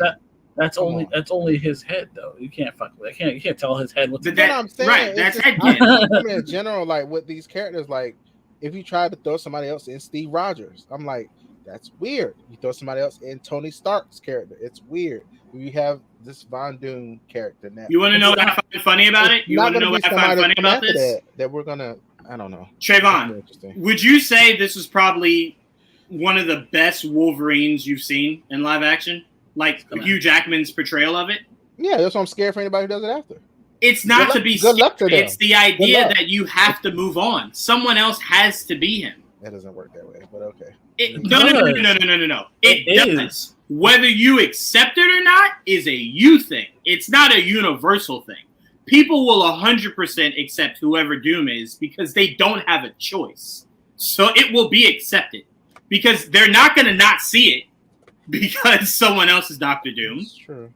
They're going to go see it. They're not going to not see it because Hugh Jackman's not Wolverine. Yeah, I know DJV. I'm just saying, like, I don't think of any other Hulk, but I hear you. I'm just saying, I always said bringing Hugh Jackman back for just this movie was the worst thing. It only extends everybody's mindset that Hugh Jackman will die in this role. And that, to me, is a problem. You're never giving someone a chance to explore Wolverine, right? But again, at the end of the day, he won't be Wolverine. We'll have a new one. RDJ will be Doom for 2 movies. And then down the line, you'll have a brand new Doctor Doom. I hope you're right. 3 movies. Top. Trevon, if you think RDJ stopped being Tony Stark only to be Doctor Doom for another 15 years, you're out of your mind. Man's about to be 60. You think he's about to be Doctor Doom for another 15 years? Come on now. Till he's 90. Till he's 90. Yeah, that works as a joke. That's not realistic. That works as a joke. Okay. I'm just saying, I think, because I've seen multiple people with your same hesitation. I just have to say, please don't rush to go negative. Let's just see how it plays out. I mean, I got no choice. but I mean, I'm just saying, for your headcanon, let's just see how it plays out. Because if Secret Wars ends with that Doom dying, then it's see, you panicked for no reason. Right? That's all I'm the saying. only Doom. That's the only Doom we see. Right. We might see another Doom. And that might be the Doom that is our 616 Doom. So I'm just saying, I think we're freaking out for something that's 4 or 5 years away, or 3-4 years away. And 3. And we're making assumptions for something that, just logically, we have to come on. Let's connect the dots. Look, they're already I'm assuming most of these next movies will be leading into whatever Doomsday is. The first sign of that is Fantastic Four. TJV. He takes everybody from that movie. Even Betty. He takes everybody from that movie. But the man's name, that is the title. Because they recast it. I'm like, I get that. That sucks. But they didn't reboot it. That was the crazy part. That's what we keep trying to tell you. It's 2 different R's. Recast and reboot. Not the same thing. They recast it. Did not reboot. What I'm saying. Yes, I understand what you guys are saying. The only Hulk, when I think of it, is that's fine. Me too. Yes, that's what we're saying. We understand that that's your Hulk. We just want you to acknowledge there was one before. That's it. That's it. That movie is canon. They talk about it all the time. It's technically canon-wise the same Hulk. I know. And it's just a different actor. That's all. I know. That's all. That's it. But like I said, your feelings are extremely valid. We're just saying, don't make a mountain out of an anthill, right? Don't put too much into it. Let's just see how it plays out. I don't think this is desperation because I don't think this necessary. What does this save? Because if you're telling me that you don't think John David Washington being Kang wouldn't have done the exact same thing as Jonathan Majors being Kang, then I would then question. It's even sillier to worry about it in the multiverse saga. That's all I'm saying. It's a multiverse. We just saw a movie full of people playing different characters who played other characters in the same movie. It's just okay. I mean, I get what y'all saying, but what if? Do you guys think you guys are just assuming this Doom dies? What if he doesn't? Well, how y'all feel now? I agree. I agree with you. If that's the case, I don't like it either. But I can't assume that way. It's just you can't assume either way. You know what I mean? Right. You like to go glass half empty. We like to go half full.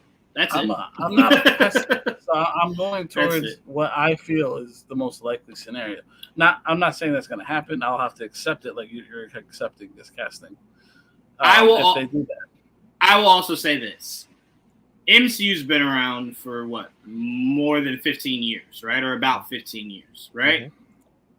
I can maybe count one time Kevin has ever made a decision that I said, this is fucking stupid, ridiculous, desperate, idiotic. Can we name 5? Can we name 4? Can we name 3? Can we name 2?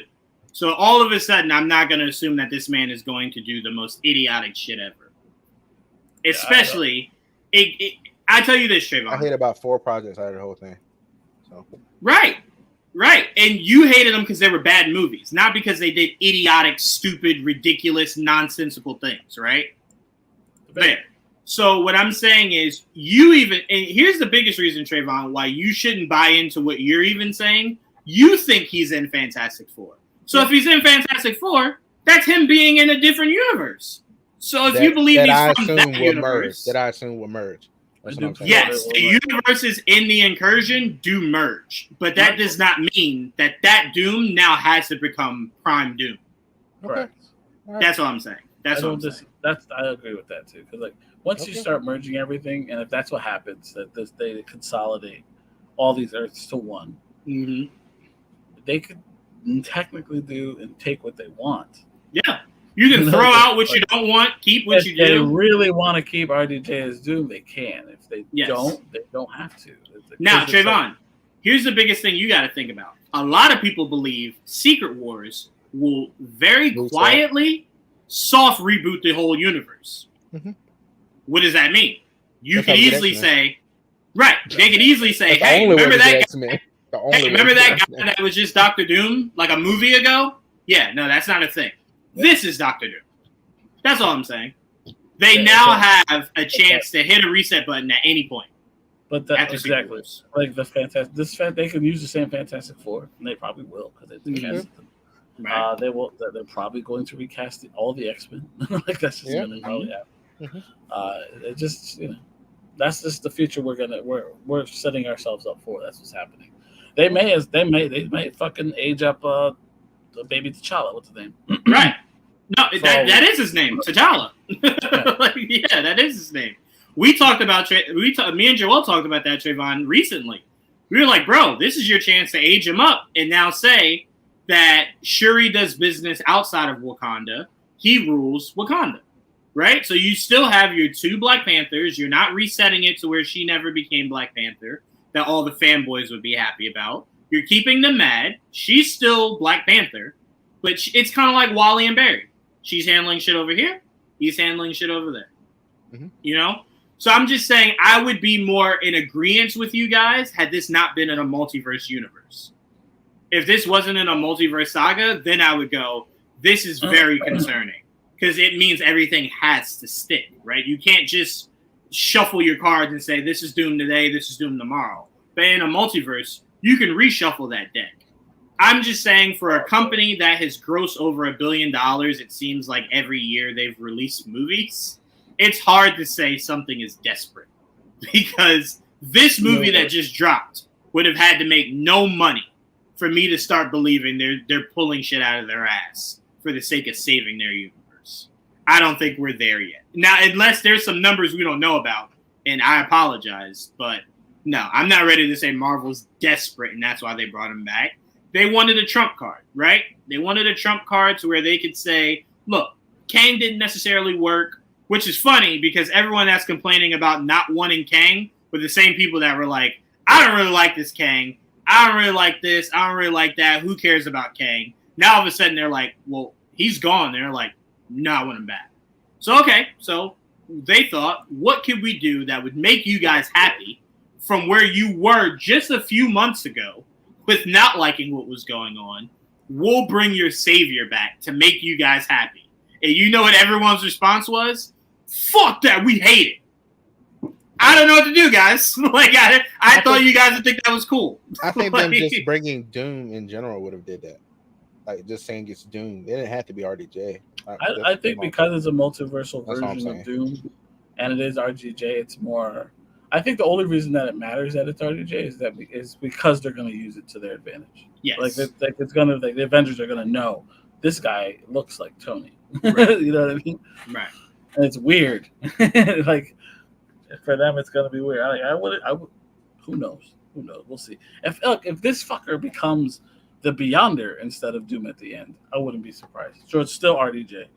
You know what I mean? Very possible. And without armor now. You know what I mean? That would not be a shocker. It wouldn't. So that he's two characters. Instead of Kang becoming the Beyonder, maybe Doom becomes the Beyonder. Right. Because he's Beyonder, he doesn't need the armor anymore. Blah, blah, blah, blah, blah. You can make up a whole bunch of weird shit. Mm-hmm. Yep. So, look, that's all I'm saying, Trevon. I get where you're coming from. I feel where you're coming from. I'm saying I'd much rather reserve that energy for if it happens. If it does happen, let's go ahead and burn it down. Let's go ahead and burn it all down. We'll make just an episode about how much we hate it. Because it will, again, I'm a little different. You and Joel don't like the concept if it sticks.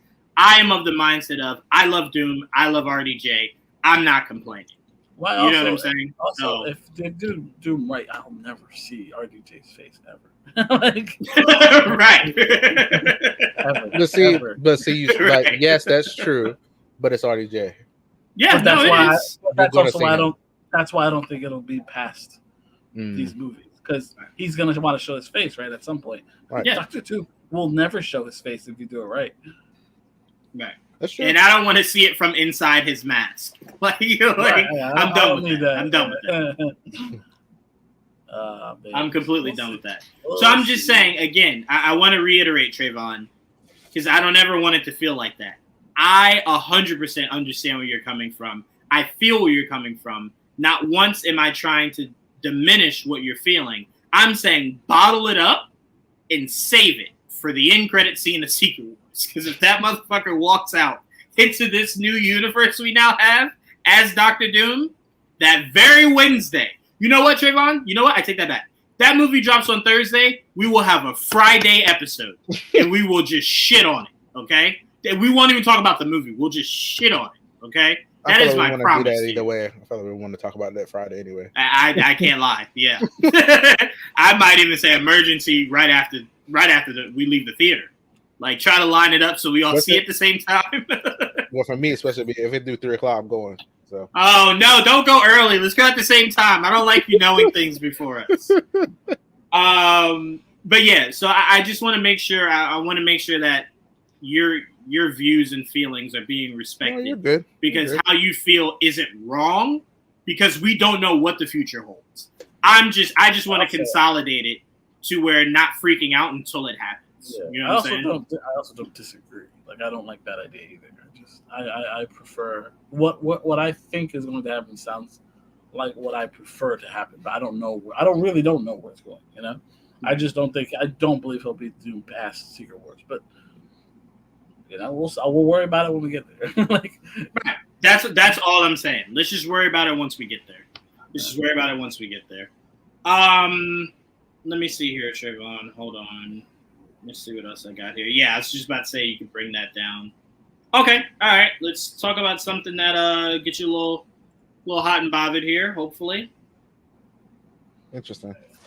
Oh no. Let's talk about the only Superman you've ever loved. You'll love this one. Hold on, let me bring it up here. The only Superman you'll ever love, Trevon. Hold on, let me bring it up. Give me a second. All right, I just sent it to you. There we go. The only Superman you'll ever love, Trevon. Let's see. I haven't gotten it yet. Curious what you mean by this. Phone's charging. I can't see shit. Oh. Okay. Wait till he puts it up, Joe. Okay. Not really sure how this aligns with what we just said, but okay. I'll explain it once you put it up on screen. Okay. All right. Here he is. The only Superman you'll ever love, because it's the only Superman you got now, Trevon. So suck it up and love on this man. Love on this Superman. Then they made that suit tighter. Maybe I will. They don't need to appease your sexual desires. This is for our nerdum, not our horniness. Anyway. It needs to be both. Separate the two.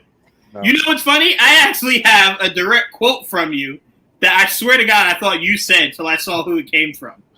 So Isabella said that man in regards to working with David. That man is an angel. He is very much Superman. His patience was incredible in his tight little suit in those hot days. I mean, he never complained once. That sounded like the thirstiest answer to a question I don't even have. I don't even know what she was asked. But to say his little tight suit, that woman was crushing. That woman was crushing. That's why I thought it was from you. I had to literally go watch the clip. I'm like, oh, it wasn't Trevon. I was shocked. Very much shocked. He hasn't convinced me yet. I wouldn't say nothing like that about him yet. We'll see. I don't know, man. This dude's Hasn't convinced me yet. You know what he looks like. I do. I don't know why you stress. I do know what he looks like. Why are you playing?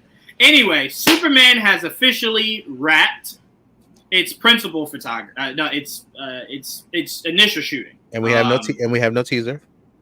It just wrapped today or yesterday. I just want to also throw that out. Trevon tried to make it sound like it wrapped 3 months ago. It just wrapped. Our first teaser will probably be in September for the start of NFL football. There you go, Trevon. I don't watch football. You'll watch it to see men on men on top of Superman, right? Y'all are posted in somewhere and I'll watch it. Excuse me? Y'all posted somewhere and I'll watch it. Yeah, just for that. We won't. It won't be exclusively on Sunday Night Football. It'll be everywhere, Trevon. It'll just debut during football, probably. Yeah, it'll just jump on YouTube right after. Trevon's like, I'm not going to watch football to see it. Well, you don't have to. Like, ever. That's not a thing. But no, so it wrapped filming. I'm very excited about this, mainly because hopefully we'll start getting more information about this movie. Yeah, the chocolate cake. He don't need to do that. All right. So hopefully we'll get more information about this movie. Because I really don't know anything about this movie. I don't know why there's a Guy Gardner in it, why there's a Hawk Girl, why, there's Maxwell Lord, anything, why there's Lex, why there's the engineer. So I'm like, just some clarification on, maybe a synopsis even. I don't even think we've gotten that. We have an identity, but that's all we got. Right. we don't really know what the plot is at all. Right. So I'm very curious to see what that's about. And we'll hopefully learn soon. And actually, Trevon, you can put this up too, because they did release this, so we can talk about this a little bit also. You're less than a year away. We are indeed less than a year away, which is why me and Joel and Trevon were saying last week, you can't slow walk this dog marketing wise. Trailers should be out. There should be some kind of conversation starting soon. Now that you've wrapped filming, because reshoots will probably be from like November to January, or October to January if need be. I'm sure they have it scheduled already. But from when? But that's why he's eating chocolate now. You gotta get out of the way. Right. He's like, let me enjoy it. I couldn't eat this good shit for months. I got a month. Right. Joel, how excited are you that this is finished? This is wrap filming. Very excited. Very excited. Maybe because I can't wait to finally see it. Like the suit has super grown on me, and I fucking hate college normally on Superman suits, but this suit really looks good. Like I really, really, really like it. And even after I realized, like the reason it's loose fitting, to me at least, is because it's kind of a nod to Frank Quitely's artwork. If you see Frank Quitely's Superman, he's just big. He's not ripped everywhere, and that's mainly because that's how he draws. I hate the way he draws those suits. It's heavily like All-Star Superman is heavily influenced in this movie, and I think that's why the suit is a little looser, because they don't want to show off all his abs. You know what I mean? You got to show off some of them, so he just looks like a big galoot, type of. He's just thick. Like when he flexes, that's when you see his muscles, not when he's just standing there. You know what I mean? It's just, I don't know. I look at him in the suit and it makes me smile. I think it just I don't know. I really dig it a lot, and I can't wait to see it in action. Like we've seen clips and we've seen videos, but I want to see it like what he wants to show, the way he wants to show us, like him using his powers, him flying around, him acting as Superman, because we haven't really seen it. We've seen him from like spy footage. It's not exactly the same thing. Like, this suit, like, it really nails it. I love almost everything about it already. He has the look. I mean, the guy was fan casted. This is one of those like rare occasions where people fan cast a dude and the dude gets it. So you got to take a win. This is a win for like everybody that fan cast right here. So God, I mean, I can't wait to find out every question you asked earlier. Why everybody's in the movie? I would love to find out what other little nods to other characters and like other cities. We know it's a lived-in world, so I can't wait to find out more about the DC universe as a whole. But definitely, yeah, if you're gonna start, you start with Superman, and so far they're off to a good start. I've not had one bad inkling about this universe so far. So far I think good. He's been a little too quiet for my liking. But outside of that, I think you know what it is too. I also think like we needed it. We might not like it, and look, no one likes to wait for as long as we have to wait for this shit, and especially for like this new universe. You kind of want it right now. We've been waiting a long time. We needed the palate cleanse. I know it's going to sound a little weird, but as a fan base, DC fan base, we needed it. I think the world needed it for DC to just forget about everything that came before. And a year's a long time, you know? Like the last DC movie was what? Aquaman? Last December? Oh, shit. Yeah, Aquaman. Shit. Yeah, so like we're going to go way past that before we get another DC movie. Right? So we're going to be over a year and a half before we get another DC movie. So as much as we don't like it, it's probably for the best, for their brand, to start over in a year and a half. Like this is the beginning of something new, I think I know we don't like it, but I think it's for the best. All right, you guys heard it from DC himself, James Juwaan. Trevon, how do you feel about them wrapping up on filming? I'm not going to say anything negative. I'm just going to say I'm happy for y'all. Why was that even an initial thought? What if that great conversation made you go negative? Like, where'd your brain go just now? Nothing. Yeah, Nowhere. I'm right here. That's fine. No. You go ahead, Trevon. I mean, Juwaan, go ahead. We are not a podcast where we hold our tongue. What are you thinking? What is it? You're just not accepting of this DC universe? Close your tongue so we can cut it off. What is it? I'm just annoyed we haven't got I don't know. I'm just annoyed. No, and I love it though. You know why? Because you want it, and the whole point is about wanting it. I want it because I want to see it. It better be. It better be. Hey, that's also a personal opinion. It better be. That doesn't really mean anything. I better cry. You're never gonna cry. It better be that good. If this doesn't make you cry, you're not gonna cry. Did you cry for Henry? Yeah, because his fucking boner got so fucking filled up with blood. It took days for that fucker to go down. Anyway, back to what we're talking about. Anyway, back to this movie. Damn it. Anyway. Oh man. No, I mean, I don't know. I need to see. It was okay. You know, this is the thing I've always said about this universe. Everybody keeps saying it's just like, yes, it's a new universe, but he's still pulling things from DCEU. Mm-hmm. And I'm just like what? I don't go over this again. Joel, you know the what's Amanda Waller. Oh, you talking about actor? Yes, he's still keeping things. I don't care. I know you don't, and I get it. So Trevon, would it be easier for you to just call this a soft reboot? No, because that's not what's going to be. No, I'm asking Joel Trevon if that makes it easier for him. I know that's not a definition of a soft reboot. I just want to know, would that help him process it better? It'll be a soft reboot for Peacemaker. I guess we'll see it. Yeah, we'll see how they do that. I don't know. I'm excited to see him fly around and stuff. It'll be fun to see. I'm very excited to get to what are they called? The Authority? Yes. Just mainly because of the gay component. I'm not gonna lie. That's honestly for me. But you know, that's something this universe has given me. The last one didn't give me. There you go. How about that? There you go. I'll focus on that. We found a positive. There you go. So you appreciate this universe because it's gayer? Yeah, there you go. All right. I'll take that. Guess whatever gets you to the finish line, right? Yep, that's it. They are going to give us our first prominent, because they're the prominent. Honestly, Apollo and Midnight are basically the faces of the authority. To be fair, when I think authority, I really do think of Apollo and Midnight. Now, if they aren't, as prominent as they should be.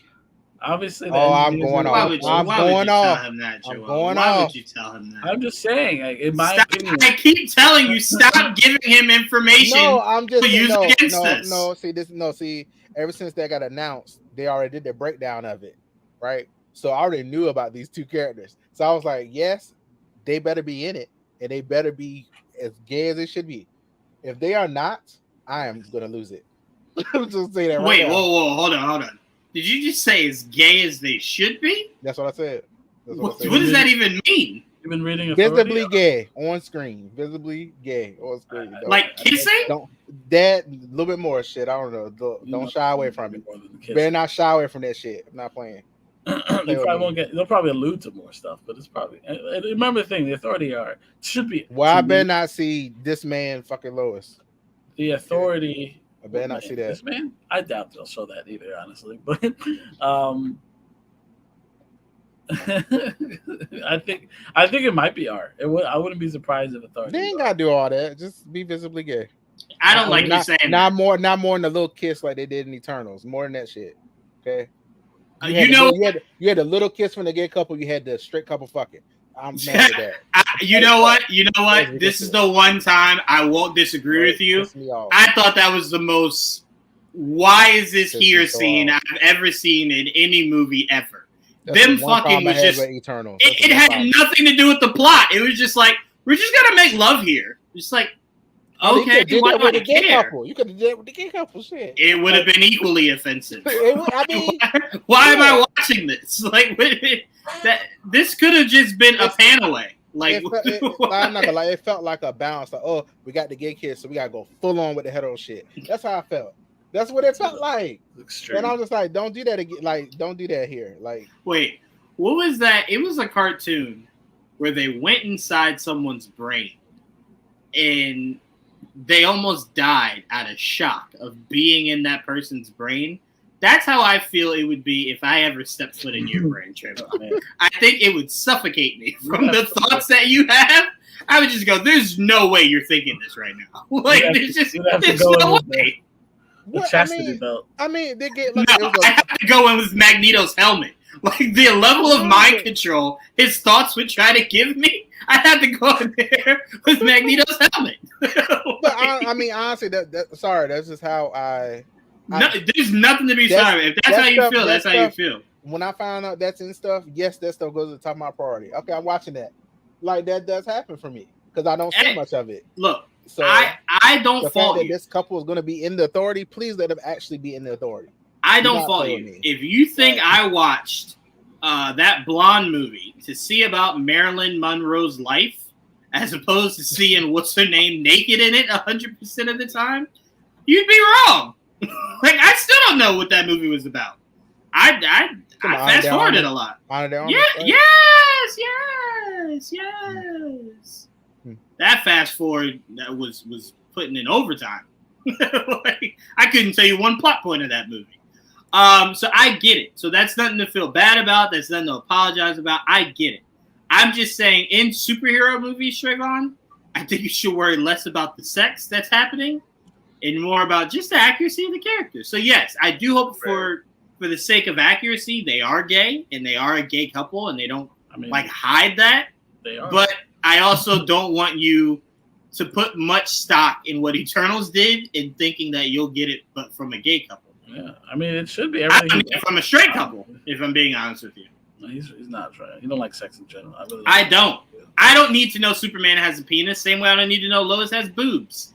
That's irrelevant to me. Like, they don't use those things to fight crime. So I'm like, I don't really care about that in my comics or my superhero movies. I like my women with boobs, but whatever. I mean, I don't plan on sleeping with imaginary Lois Lane, so I don't really care. I like to see sexy ass men, so I'm not with you on that. I'm the same. I like seeing sexy women, so I get it. Yeah, I'm not saying cast ugly people. I'm saying that it sounds like I don't need to see them doing stuff. Like I'm okay. I'm okay. Normal looking motherfuckers. I don't need Pornhub, but with superheroes, I'm good. Doesn't mean they shouldn't be attractive. Again, no one's disagreeing there. I was speaking more to Trevon trying to make a rated R gay sex scene out of The Authority. Not what I said. That's what you alluded to.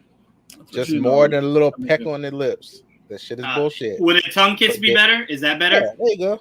There you go. All right, there you go, James Gunn. No, don't even give him that because he's like, now grab his dick. No, you know him. You got to go in the middle, Joel. He won't go that far. Grab that dick. He'll go like, yeah, spit in his mouth now. Push him against the wall a little bit, you know. No, pull his hair. Pull his hair. Push him against the wall right quick, you know, just a little bit. Flip him around. Yeah, oh my God! They ain't got to go all the way. Just Trevon, the director. Push him against the wall. Yeah, there you go. It's like it's not enough sex, guys. We're reshooting this again. It's like, sir, we've been doing just this one scene. Can we maybe film something else? No. Not until this is perfected. No one leaves this editing room. Trevon needs to see this part, okay? This part strip for him. Wait, Joel, I can see Trevon going, now show your body parts. It's like, can we use prosthetics? I don't feel comfortable. Well, you're fired. You're fired. It's either whip it out now in front of me personally, just me in this room with this camera here, or you're fired. I can see us now, Joel, at Trevon's hearing. That's not the person. Trevon, you know what? I can't lie, Your Honor. Oh, my God. Don't do that. No. Bryan Singer's issue was not that. His issue was fortunately younger. Anyway, let's move on. DC did give us our new logo. Our new logo at San Diego Comic-Con. This is the only video James Gunn gave us. Hey guys, I'm not there, won't be there. Enjoy this logo. Thank you. Bye. Damn. That was it. That was the tease. I don't know how y'all don't want to violently beat him up. Look at that. I don't until I get Batman. Until I get Jake Gyllenhaal as Batman. No harm comes to James Gunn. Once that casting is made, do what you want. I don't care. I'm glad you think it's gonna happen. I don't know why you think it won't. I don't understand what's happening. He wants Jake Gyllenhaal. I do too, but like I've made peace that it probably won't be. Nope. I'm joining. I'm telling you this right now. Mm-hmm. I will openly go to Zack Snyder in the Snyderverse if I don't get Jake Gyllenhaal as Batman. God bless you. You heard it here first. You heard it here first. I will go full toxic. Peter has a symbiote. I have the Snyderverse. I will consume the venom of Snyderverse and become full heel. That will happen. Jake Gyllenhaal or nothing. Jake Gyllenhaal, I'm voting for Trump. All right. It's up there, James Gunn. Anyway, this is our new logo for DC Studios. I'm for Kamala, just be clear. Okay, thanks. No, I speak for this whole podcast. No, anyway. He does not. No, the fuck he does not. Hell no. Anyway, this is the new DC Studios logo. I don't remember what DC was called before. I don't think it was called anything. Oh, it's DCEU. There you go. DCEU. No, it was never called DCEU. That was always the nickname. It was just. Yeah. That was a nickname? It was a nickname. It was never a thing. That was never a thing? No, nope. DC never had a studio. This was the first time. Yep. DJV, luckily you're watching this live because I will be removing that line for people that watch it later. So. No, he will not. Yes, I will. I don't even know what he said. Yes, I will. Yes, I have the same amount of power. No, he will not. Yes, I will. It will be removed. And I will dub over Trevon saying he votes for Donald Trump. Okay, let's not do that. No. Anyway, I am glad we have DC Studios, it being its own thing, them focusing on just DC movies, DC projects. This looks great. We don't really have to go into much. Joel, how do you feel about the logo? I grew up with that logo. That was on all my comic books, so... Isn't that how Justice League Unlimited started with that logo? Wasn't that logo there first? Could have sworn. I mean, could have sworn it was that was their logo for a long time. Yeah, it's very modernized, updated, pretty, and added studios at the bottom. Basically. Right. I would have taken like a Batman logo somewhere in there. Well, I mean, it's funny enough. DC was called Superman Comics or whatever back like originally Superman. Yeah. So why not a changing of the guard? Batman Comics. Because that's just they took out Superman. Why are they going to add a character to everybody? So it's detective. Because to be fair, there's a face of the universe. To be fair, DC is detective. It's Detective Comics. That's what, it's Batman. Which is Batman. So I don't know why you're complaining. Because I need it more. I need it more. I need Batman's logo where one of those stars are. Excuse me. Yeah, DC Studios. The main thing I'm excited about this whole thing is I just really want to see them do when you talk about the games and animation, and I want to see that. It just please don't take 10 years. How they manage it. I want to see please don't what? through part don't take 10 years. I just want to see something go through like all the way like that from a game to the movie to the that'd be very cool to see. We haven't heard shit on like what's gonna be their first game. I'm not very excited about Creature Commandos, to be honest. It's just like Suicide Squad again. But just, I mean, not a bad thing. That's racist. Yeah. That's real offensive. I like Suicide Squad, so it's not like that's a bad thing. And I like monsters, so like it's almost hard for me not to like it. Like it's one of those things. I like both, so it's very hard for me to go. Oh, it's funny Trevon says it because she says in the trailer, "You're my Suicide Squad," and then they allude to their name being Creature Commandos. But she says you're like my Suicide. I mean, she treats them just like the Suicide Squad. Yeah. Well, she calls them Task Force M. She literally basically alludes that they are there because she can't use humans anymore. Right. Government saying she can't do it. So I'm going to use non-humans, which are the Creature Commandos. Like, it makes sense. Which is going to be interesting because I need the Suicide Squad back. So how do they reverse it? It'll probably be down the line. Who knows? Yeah, for sure. But how do they reverse it? And me seeing these characters, I need to see what they look like live action. Okay. Because I'm very curious to see you already got one of them. What, Ratcatcher, right? No. What is it? No. The one human that's in this movie. Yeah, that's part of this team. So I guess technically we saw two. We saw Weasel. And Rick Flag. Rick Flag. Yeah, right. Rick Flag. He played Crossbones? Yeah. Don't do that. You are far too intelligent in the geek community to be saying some shit like that, Trevon. Come on, man. What are you doing? What? I thought it was Crossbones. All right, so if I said, oh yeah, who's David Harbour playing? Would you say Red Guardian? Or would you say Frankenstein? Oh, that's he's playing. I didn't know that was him. Trevon! I didn't. Trevon! That man was at San Diego Comic-Con twice. Let's go over the cast for Trevon. Sorry. Frank Grillo is playing Rick Flag Sr. You know who that is now. Sure do. I know him very well. Yeah. All right. Wipe your mouth. Okay, go ahead, Joe. I know Frank Grillo very much. All right, I didn't know. All right, so Princess Ileana, I don't know who this character is. She made up. Maybe she's made up for the show. We haven't found out yet. Maria Bakalova, you probably know her best.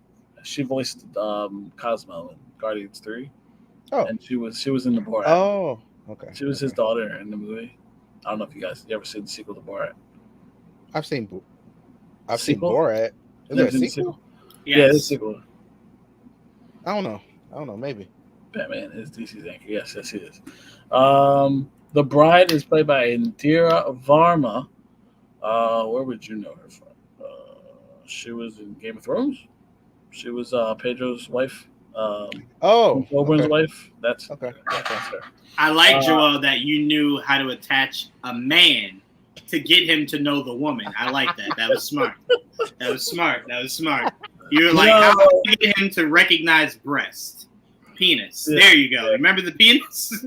What was he always hanging on to? It's like I figured I would have got him with Pedro Pascal. I'm like, yeah, you'll remember him and probably be upset that he had a wife. You know? Yes. Taboo must be so much fun to play with Trevon. Oh my God. I don't know how that would go, honestly. Let's be real. I don't. Anyway, next. Zoe. All right, where was it? Nina Mazursky. She will be played by Zoe Chow. Now, I don't really know where she's from. Okay. Well. I'm trying to see. Let me look up her. Let me look up this cast some more. I'm going through it. You'll have to give me a second. I don't know where she's from. What people look like. Apparently, she was in After Party, and I watched maybe the first couple episodes. Then they started singing. Oh, that was a show? Okay. After Party, yeah. Yes, After Party was horrible. Apple TV? Yeah. Once they started singing, they lost me when they started. Yeah, it was on Apple. Yeah, right? Okay. Yeah, Apple. Yeah. Tiffany Haddish. Yes. Yeah. She's apparently in there. I didn't get very far. Um, I have to see what she looks like to tell you exactly, because I've seen both seasons, all of both seasons. I don't even know what she plays in it. Anyway, I didn't. Again, they started singing. They lost me. Dr. Phosphorus will be played by Alan Tudyk. Okay, I know him. You know Alan Tudyk. I know him. Mm-hmm. That's good. Frankenstein will be played by David Harbour. You know David Harbour very well. G.I. Robot will be voiced by Sean Gunn. And Weasel as well. He also did Weasel, so he's going. But Weasel will be more so when they do live action. He'll do the motion. He does a lot of the all that weird shit. He does that. So how do you figure Frankenstein and I guess the bride, Frankenstein's wife, bride? Yeah, how would they call her the bride? How would you think they were going to look? Do you think they're going to be motion capture in live action? You mean like CGI? No, David Harbour is big enough to where you can get away with David Harbour being Frankenstein. You said what? You said it. Oh my god! I told you I never know what to say near Trevon. It's like I can't, man. I just say things. I'm not thinking far ahead. Man. Yeah, but I don't think you have to with David. Yeah, no, I think you can do prosthetics for both. Just like in he was Hellboy. Something like that. Right. Yeah, something like that. Right. And then the last ones are John Economos. He was, the friend from Peacemaker, the fat guy. Mm-hmm. Okay. With the glasses. Mm-hmm. Tech, he's a computer guy, right? Whatever. Yeah. He's in this apparently too, and Amanda Waller and Cersei, the character of Cersei, the villain, the Wonder Woman villain, seems to be a villain in this, played by Anya Chalotra. Whatever, I don't pronounce that exactly. And she's from The Witcher. She was what's her name? I can't remember her name. The one Henry was fucking on. Yeah, her. Okay, cool. The sorceress from The Witcher. I can't remember her name right now. It's escaping me. Which she's gonna be awesome when they bring her into live action to fight Wonder Woman. That's gonna be awesome. That should be fun. But I want Giganta too, bro. God damn. Titania or Giganta? Giganta. Yes. In what, Wonder Woman? Yeah. But when we get there. I'm with Trevon now. Give me this slate.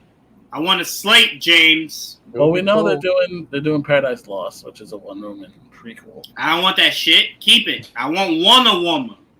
I want Wonder Woman. Yeah, we're gonna get a Paradise Lost, which is okay. Yeah, just let Joel watch that. I want Wonder Woman. I fucking will. Oh, by the way, Joel, I'm mad at you. You did not tell me that they were going to release all the episodes of Batman tomorrow. I thought it was going to be weekly. Oh, I didn't know it was all of them either. Yeah, they're dropping them all tomorrow. I just saw the post about it from Amazon. I was like, oh, no. It's getting amazing reviews. As it should. Joel raved about it. Yeah, it's good. As a Batman fan, I was very happy. So wait, Trevon, hold on. Before we wrap this up and we finish up with our other topics, I couldn't stop laughing, right? So Joel was like, obviously Joel saw screeners of it, right? So, and don't worry, Joel, I'm not gonna say exactly what they are, but he kept saying to me like, and then this happens, and he's like, no, I don't want to tell you. I want you to see it on your own. And I'm like, Joel, just tell me. I might not know what it is, right? And he's like, oh, you'll know what it is. And I'm like, well, then what is it? Trevon, he gave me 5 examples of people I have never fucking heard of in my life. And the amount of disappointment per person he said was hilarious. He's like, oh, they just say it like this. And I'm like, I don't know what that is. He's like, come the fuck on. All right, well, what about this? I don't know what that is. Like, I knew nothing about anything he said because not a lot of it were Batman's world. They were other things bringing into Batman. So I'm like, I don't know what the fuck that is, man. I don't know what that is. So I just had to say that because that shit had me in tears. You're just like, you don't know any of this. Not a thing. Not a fucking thing. So I can't wait to watch it so that I can maybe share some of its excitement. But as of now, you wouldn't know.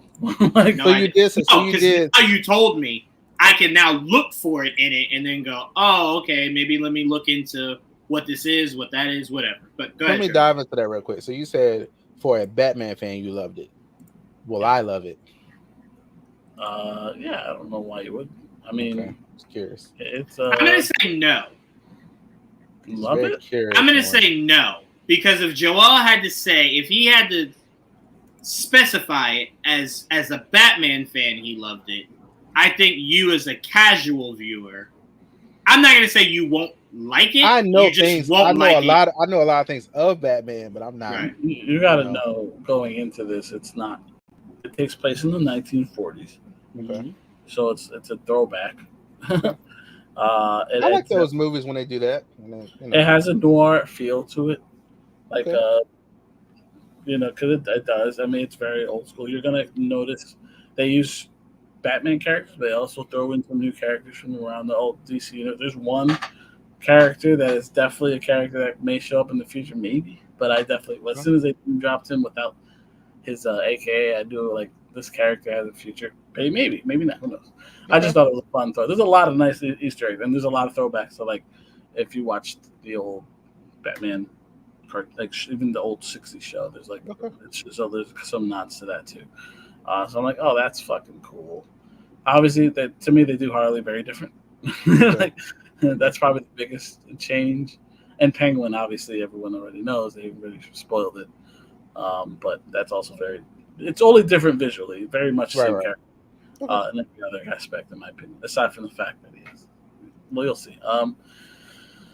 Everything else, they mostly use Batman villains, but there's other characters that they sprinkle in. So I do look forward to seeing how they expand this world. So because they're already getting creative, which I appreciate. Because once you're doing the Batman show, how are you different from the other Batman show? That's how you gotta. Because there's been so many cartoons. So you're expecting this to do more? I think there'll be another season. I really hope, at least, because I like what I got, so I want to see more of it. Good. Cool. I mean, I'm gonna watch it anyway. But I think I don't know if you'll love it, but I think you'll like it at least because it does. It's different. I said it's similar but different because it does feel a lot sometimes like the original Batman animated series, but also when you watch it, it's also very different. It's similar but different. I was asking when you said that for a Batman fan, I was like, hold up, what does that mean for me? Well, that's what. Well, for a Batman fan, but there's a lot of Batman-esque stuff in it. But I guess as a DC fan, I was also very happy because, like I said, there was a lot of shit in there. I was like, oh fuck, this character, this character, and this character. That's not a Batman villain. They're gonna make him a Batman villain. Watch out come out next week, but I fucking loved it. Why? Yeah, I'm purely excited just off of finding out who voiced Catwoman. I had no idea who voiced Catwoman. I'm extremely excited now. Yeah. And I'm like, that's my crush right there. I can't wait. Yeah, she's good. I mean, I cannot wait. It's a very old school Catwoman. It's like yes, a lot of these looks like it. Well, like I said, only Harley Quinn is kind of used differently. And then of course there's a tease towards the next season at the end. I'll say that. Yeah. Cool. A little tease. All right, let's move on. Trevon, you saw Those About to Die or Those Dying. I didn't watch all of it yet. I'm on it's fine. I have not either. I think I stopped at 4. I stopped at 4. But Elite and Those About to Die. Go ahead. Walk us through. So I'll be right back. Hold on. Okay. What's this? My doorbell. Okay. But yeah, so Those About to Die. I initially started watching the show because I saw a scene and I thought, ooh, is it that? And then I watched it and so I asked Juwaan, right? I was like, it's very, and I was like, it's probably not because you said that. It's probably not what I'm thinking. He's exaggerating. Yeah, I mean, it's like one scene in there. I'm like, okay, yes, that was very gay, but it was one little scene to me. I don't know. There's a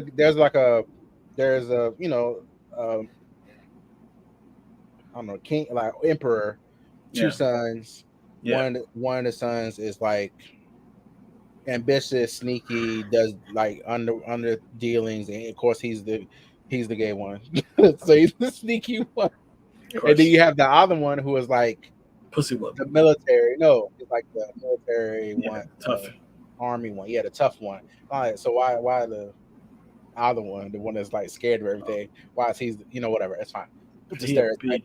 Yeah, like it's and he's always the one like it's the one that is the gay one that's always like, oh, you guys will do what I want. You guys are peasants, whatever. Then when I'm jumping on him, he gets scared, and I'm like, come on, man, you talk all that shit, and he gets scared. Represent, but it's fine. But yeah, it's very much a world of like Emperor's trying to keep his power. The sons one of the sons, like the one that is more sneaky, is trying to get a power of his own. He feel like his dad's about to leave the kingdom to the other son, the army, the son he's proud of. And he's right.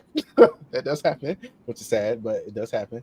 And it's just about everyone in there trying to gain power. Everybody's sneaky, very much.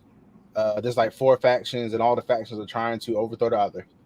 So there's a lot of that, and basically they, I want to say like horse chariot race or whatever. That's like their sport that they do, and then they also have people. They take slaves and make them fight each other, and they even tell them, "You're going to die. Those about to die." They tell them, when you go in here, you're the one that's going to die in this match. They tell them before they even get there. It's like wrestling, but yeah, they tell them they're going to die. Yeah, so it's like, that's hey, crazy. You're the one that's going to die this time, and some of them are just like, okay, well, I accept my fate before they even get in there.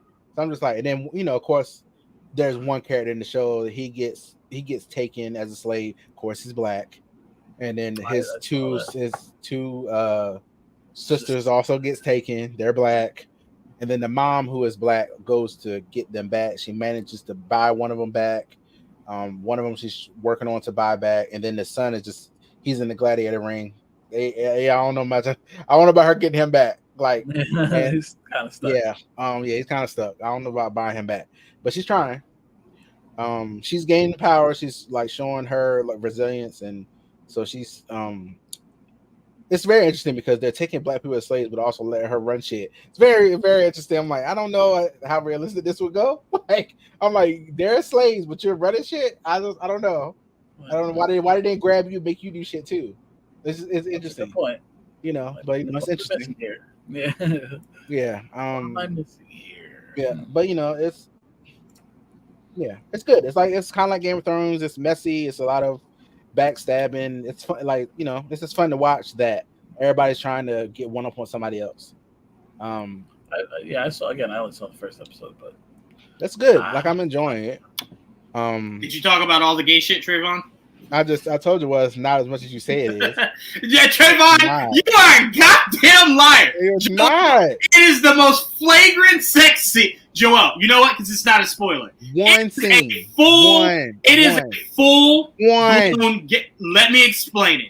It is a full blown gay sex scene happening while two characters are watching, and one is relieving himself while it's happening. It's the gayest shit I've ever seen, Joel.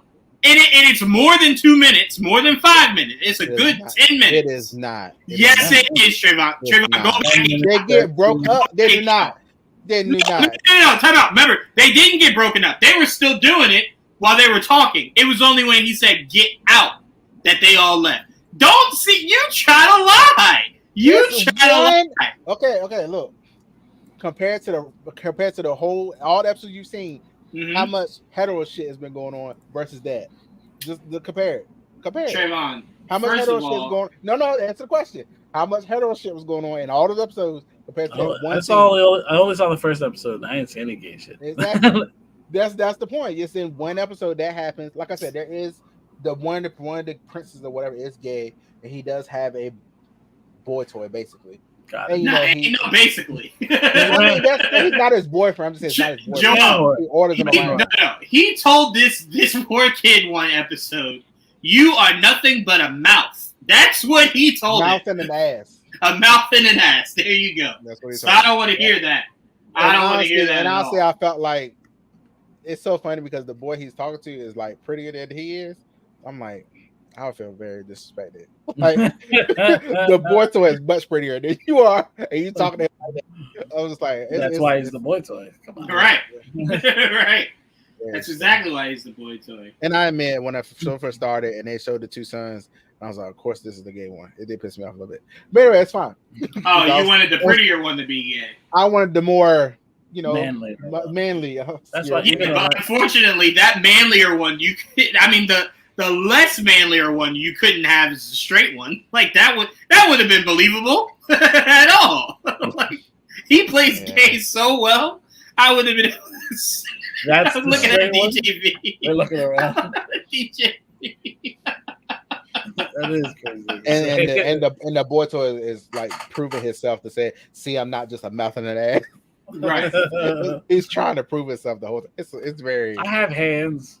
He's like, I have spies. I get you information. See, I'm not just a mouth in an ass. Yeah, it's very good though. It's very, very Game of Thronesy for me. It's very, of course, Spartacus as well from the fighting and all that. It's hard to do Spartacus. Spartacus is good. I will tell you right now, it's a lesser version of both. The acting is not as good as Spartacus, and I thought often that acting was not great. So it's a poor man's blend of Game of Thrones. It has both aesthetics. Yes. Of the show. Gladiatorial. Yes, and it's very clear, Joel, where their budget went. I've never seen a lion look that fucking good in anything. Their budget went to those lions. I've never seen lions look that goddamn good. They're like pale. They're like white lions. Yes, they went exotic too. They were like, if we're gonna use this money, we're gonna make these bitches look good. But I will say, Trevon, it's keeping my interest. It is. I just stopped it because I had something to do and then I forgot where I was. Like, you know how like you watch it, fall asleep, and then you wake up and they're like, "Did you enjoy this season?" Bitch, I saw episode 3. How did you get to 10? Like I thought you would stop. Oh, they want them streaming. No, they want. My god, they stop you once you get to like episode 8 after you start, and it's like, bro, you know good and damn well I did not see all this shit. So Joel, definitely when you get some time in, definitely put in some more man hours on that. It's not a bad show at all. I kind of wish I can't say that. Never mind. It's a spoiler to you. I can't say that. Never mind. There is a character, Trevon, I wish they used more before they kind of weaned him out. Because they pulled. I'll tell you this, Joel, and this might be a spoiler for you. And if it is, I'm sorry. I'll give you something. But they pulled the same kind of bait and switch that the Acolyte did. Same exact one. Same exact one. And no, before anyone starts guessing, I'm not talking about anything nerd Star Wars wise. It's the bait and switch marketing wise that they pulled. They pulled the same shit with this show. I don't like that. To me, sell me on your show, not on certain specific things. That's all I'm saying. I have a feeling I know what it is, but yeah, that's where I'm gonna leave it. They did the same thing to me with that Ryan Phillippe show that time. Let me see. Which one? Hold on. Let me find it because that's how bother me I say it. Yeah, go ahead. Hold on. What the hell that show? He was on Big Sky. Because I remember when that show. I never saw that. When that show was coming out, they advertised the hell out of him being in that show. Died the first episode. Pissed me off. You want to know something funny, Trevon? Do you like Ryan? I call it the Scream. That's exactly what it is. Do you like Ryan as an actor, Trevon? I do. Do you know he was almost your Iron Fist? Yeah. He almost was. He was almost your Iron Fist. He was supposed to be the biggest name leading that group. It ended up obviously being technically John Bernthal, unless you want to go Kristen Ritter. Yeah, he was supposed to be the biggest name. Ritter was the most popular one at the time, right? Say it again. Gossip Girl, Kristen Ritter from Gossip Girl. Yeah, Kristen Ritter's the only one. I think a lot of people knew her more at that time from the B from Apartment 23 or whatever it was. Yeah, Apartment 23. Yeah, yeah. I knew her from some movies I watched, and she's in Breaking Bad. Gossip Girl, Veronica Mars. I said Gossip Girl. She's a Veronica Mars. Gotcha. You know what's funny, Joel? I love telling people that because everyone always goes, "No, he wasn't." He was. He was very close to being our Iron Fist. I don't remember what happened, cool. but he was very close. I don't know how they ended up with Finn Jones, but you almost had Ryan. At least I know who Finn Jones was, barely, because at the time I wasn't watching Game of Thrones. But that's what I heard. Oh, he's from Game of Thrones. Like, is it? I don't know. Again, I didn't know any of them. Even Charlie Cox, and he was in a couple things. I did not know Charlie. But that was before Gossip Girl too. So I'm not wrong. Who is? Kristen Ritter. I was making sure. Although she was at Gossip Girl too, I was like, I know I'm not wrong. Okay. I'm about to say. But yeah, it's very good. I'm enjoying it. They pulled me in with that marketing clip that I saw, and it worked, I guess. It happens. Yeah. But Elite. Or however you say Elite. I don't know how they're supposed to say it. It's a Spanish show. It's Elite with a apostrophe. That might be Elite. It might be Elite. I call it Elite. I don't know. Like it's crazy. It probably says it in the show. Oh no, they never say it. No. Yeah. I mean, when you watch it in Spanish, I mean, it probably says it. Oh yeah, I ain't watching it in Spanish. I don't mind the mouth not matching sometimes. I'm good. I lost you talking in English. I'm good. Yeah. But yeah, I'm enjoying it. This Elite is a show that always starts off with a murder, and then you're figuring out who did the murder, and then they somehow have you thinking it's everybody before we find out who actually did it. This season, I felt like they've pretty much given it away who did it very quickly, and sometimes they don't even tell us who died for a long time. This season is very interesting, but also the show is very sexual in all aspects. So everybody will get something if you're watching it. I feel like I get a lot of what I like did here in this show in general. In this whole 8 seasons, there's been quite a bit of it. So it's kept my interest, and the murder and just the messiness of it all. It's like these rich kids that these underprivileged kids get to come to the school on scholarship, and then they have to deal with that, trying to fit in, and then also getting blackmailed, tricked, all kind of stuff. Very messy show, very fun. Like I said, a sexy show, a murder mystery show. And this is the last season. Kind of sad. You ever watch Who Killed Sarah? No. Good show. Okay. Good show. So it's also a Spanish show, but you could dub it. Okay. Yeah, Netflix has a lot of things like that. Like a lot of I think foreign shows that they've dubbed, and I do like that they do that. Amazon has foreign shows, but they do not dub them. And I was like, I can't. Sometimes I can do subtitles. Sometimes sometimes I can't do a whole season or two of it. I watched the whole. Amazon did a Zorro series. It's in Spanish, but you can watch it in English, which is cool. Oh, okay. Yeah, so I'm like, this is dope. See, they rarely do that, so that's why I always assume that it's a foreign show. Amazon, usually they don't do that. It's always just that whatever that language is, and then subtitles. That is what it is. But Netflix, I can always assume every show I've watched, they always have a dubbed version. So I do enjoy that about them. They take the time to do that. That is cool. Multiple languages too. So. Oh yes, they do. That's good with that at least. Yeah. But yeah. I'm enjoying that. I think Heartstopper's soon, so I'm excited for that too. Heartstopper's very soon. Amazon and Netflix definitely got the gay shit for me. That's two streamers that got filling that hole for you. Yeah, there you go.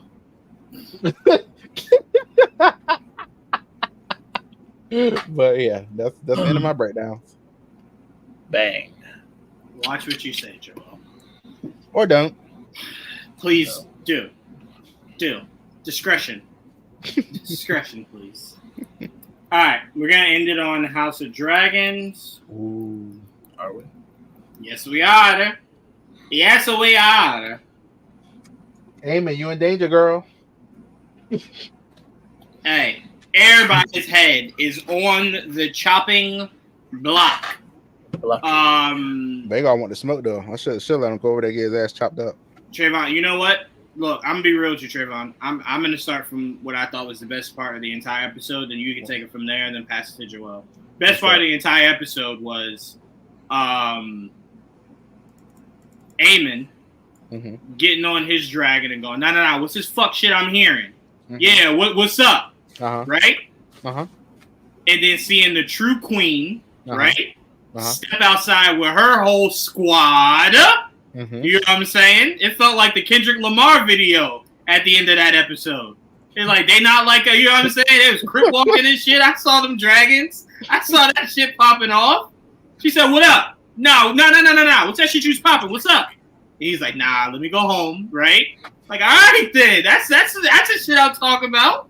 I want to know, did the guy that was on the dragon just do a joyride, or she tell him, run over the city right quick and come right back? No, come right back. I think that was the dragon being excited that it found a rider. Yeah, but I would have loved it if it was Petty. If she was like, no, let them motherfuckers know what's up real quick. Fly around, do a little U-turn, let them know, because that dragon did fly around. Hit him with the, what up? Yeah, all right.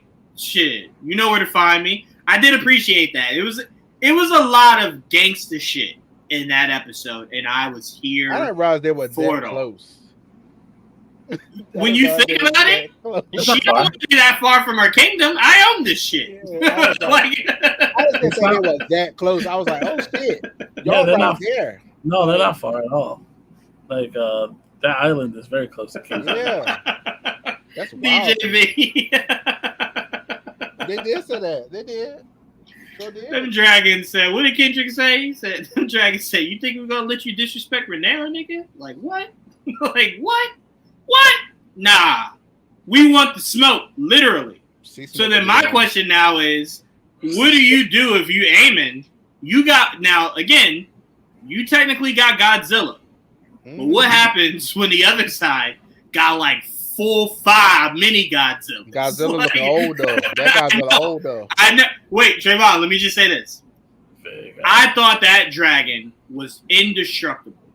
But in this episode, when he flew by and he had balls for a neck, I said, that's old nigga behavior. It is. Yeah, we got him. We got him. That neck is dragon. We got him. Yup. It's over. He about to die. He finna die. I was so excited. Trevon, you can take it from there. That was all I had to say. Look, that's all I had to think about too. Look, I was very happy to see that. when that dragon flew around that city right quick, I said, "Oh, this to bring him out." Yeah, that's what this for. This is like, come on out, bitch, come on, where you at? All right, that's what that was for. His ass on that horse so damn fast. He said, "What the fuck going on out here?" He's like, no, it's not Rhaenyra flying on my ass. What the fuck going on? Find out, no, it wasn't just her. Come on. It's a squad. We all here. What up? What up? I mean, especially them talking about like, we've heard there's another dragon rider. He's like, oh, just say that's, it was just, a rumor. It's fine. Now it's not. Now it's like, they're like, oh shit, did we tell him we knew, or we just be like, we know? Because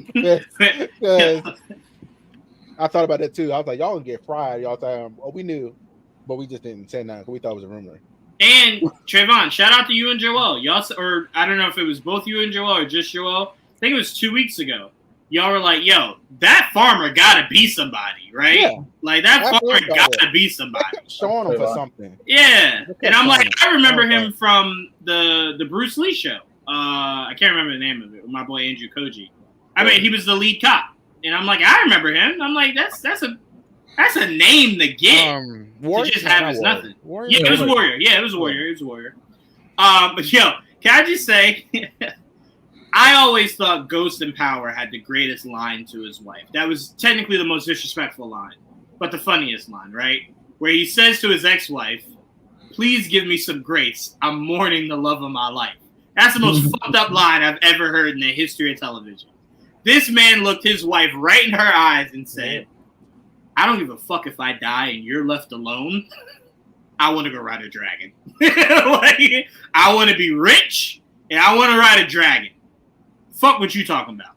And then the next scene is just him leaving. Like, it's not even like, let me hug and console her. Fuck that, dog. I'm about to go ride a dragon. Fuck is you talking about, dog? You serious?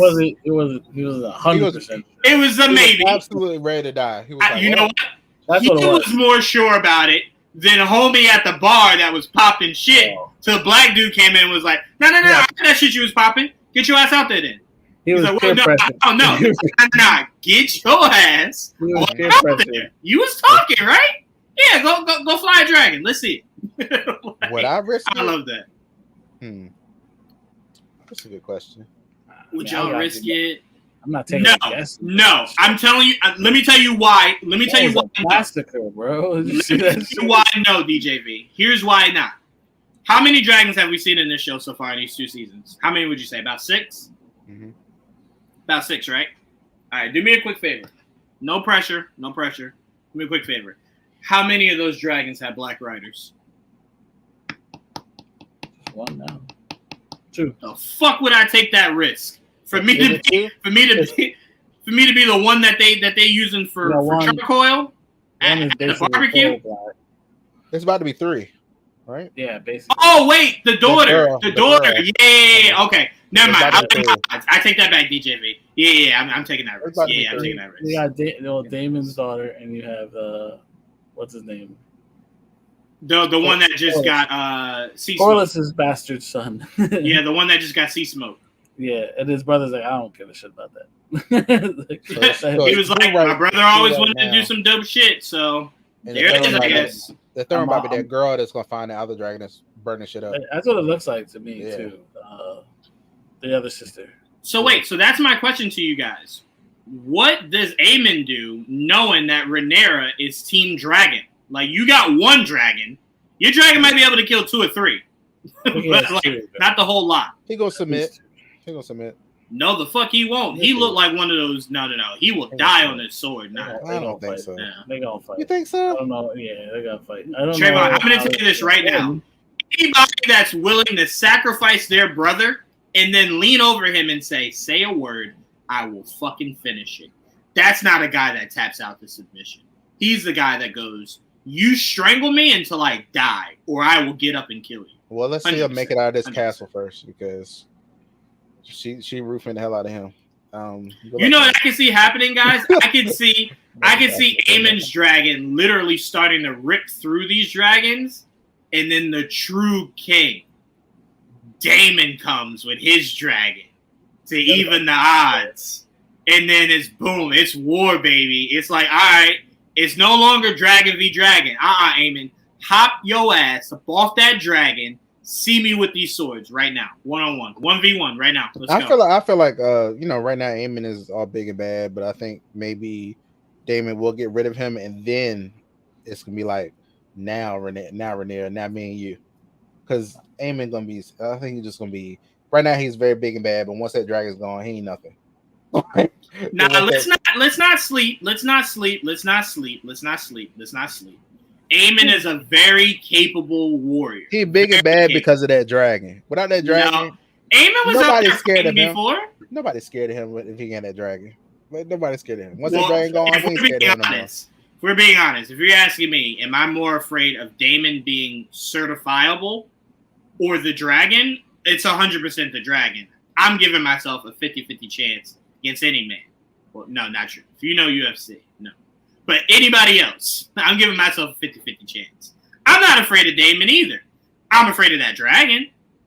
So I think it's fair. I'm saying when Aemon's dragon is gone. I think Aemon will still put. I think Aemon got hands. I think he got hands. I'm poking him in his eye. Why? Ain't nothing there. It'll still hurt. It'll still hurt. Your finger gonna get stuck in an endless void. You can touch brain. I'll stab him in his eye. How about that? There you go. Stab him where his eye used to be. You can maybe hit brain. There you go. All right, I give you that. I give you that. Little Ray need to slap more people. Them dragon keepers just leaving and talking mad wild. How you gonna tell me about my dragons? Hey, I'm gonna be honest with you. Rhaenyra shouldn't have stopped with that one old white dude. She should have just went on the slap spree, right? Because clearly these men don't respect you. Right. I want also when they're at this thing and they're trying to wait for these dragons to be with him, whatever. If I'm up there for a second and that dragon don't all of a sudden come down, I'm leaving. All right. They don't want me. They don't want if me. the dragon does come in 1 second, I might still leave. I'm not risking taming a dragon. You know what it reminds me of? You ever see those crazy people in like Florida that think alligators are pets? Yep. And so the alligator goes, yo, I don't think you remembered or not, but you didn't feed me today. I'm going to just eat you. Like, no, I can't have that. You know what I'm saying? He was setting people on fire for fun. He was. I can't have that, bro. No, He sorry. was. I'm He not risking that was. shit. I'm not risking that shit. No, sorry.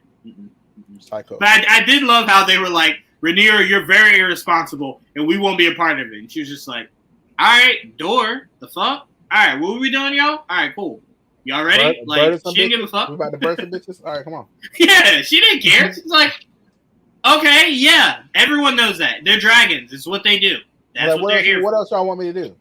Like, what's y'all plan? What is it? Yeah, y'all want to live under Aemon? Y'all think Aemon won't do the same shit? All right. I did love, though, how all these dragons respect Rhaenyra. Right? Like that. She stepped to that dragon and was like, hey, shut the fuck up. The dragon was like, all right, okay. All right, I see you. Okay. All right, my bad, Rhaenyra. All right, you got it. Fuck everybody else. But I got you. I respect you. I thought that was dope. I thought that was really awesome. I'm like, okay, so she got the voice of the dragons, apparently, right? That she could talk to him. I wonder if she could talk to Aemon's dragon. Like, hey, yo, fuck this guy, right? Like, come on. Come to my side. Everybody else is here. Your cousins are here, right? Like, come on. Fuck that guy, right? No? All right, whatever. Anything else stand out to you in this episode, Trevon or Joel? Because that was it for me. That ending to me was like when the Avengers came out of the portal. I stood up. Next episode, please. Like, I stood up and clapped when that shit popped up. I'm like, yes, cinema. When he turned around, I said, "Come on back, bitch! Don't run, don't run, bitch! Come on back! Don't run." Wait, hold on. I do got to bring this up. Got to get serious for a second. Uh-oh. I ain't like how Rhaenyra's son was trying to say the N-word. I ain't like it. He said, "Ma, you gonna let these people, these things take our dragons? These is for us. I should be riding one of these things. You gonna let the word take our dragons?" I ain't like that. I might want to shut up. You got dark hair. You ain't got silver hair. Shut up. I was about to say, yeah, you're not technically one of them. Relax, calm yourself. That's why I think he's sensitive about it, because he's like, I'm already questionable. I'm not special anymore. He knows that he's a bastard, and he's like, I can't. If you give them power, then like, what the fuck am I? I'm no better. I have nothing. They'll be like, I don't even have a dragon. Like, what am I supposed to do? I'm your son, right? Last time I checked. Wait, I love the way he said that. I'm your son. Rhaenyra looked at him like, okay. You're my son, but also this is why I want other people so they can go out there, not you. Right. That? Oh, that's all she keeps telling him. Yeah. I want other people to die for me, not you. And he's trying to say, but Mom, if I don't die for you, they'll never respect me. So why live, right? And she's like, that's a good point. But now I'm still gonna give it to this black dude. And Sea Smoke chose him. We can't argue with. Let's be honest. She ain't giving about shit. Thought that dragon wouldn't find him. I was about to say, because she was mad as hell when she was squaring off with him. Like, give me my dragon back. And he's like, I didn't take him. Like, he went black man hunting, and he came here. What you want me to do? It went well because he was like my queen. But if he didn't do that, I don't know what the fuck would happen. I don't know what you know what would have been interesting. I would have loved to have seen the war between his dragon and her dragon if shit didn't go well. Right? If he didn't bend the knee.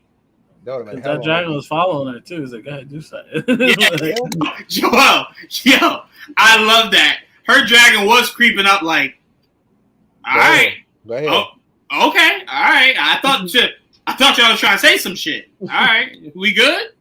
All right. Shit. This is my mother. I don't fuck around. What?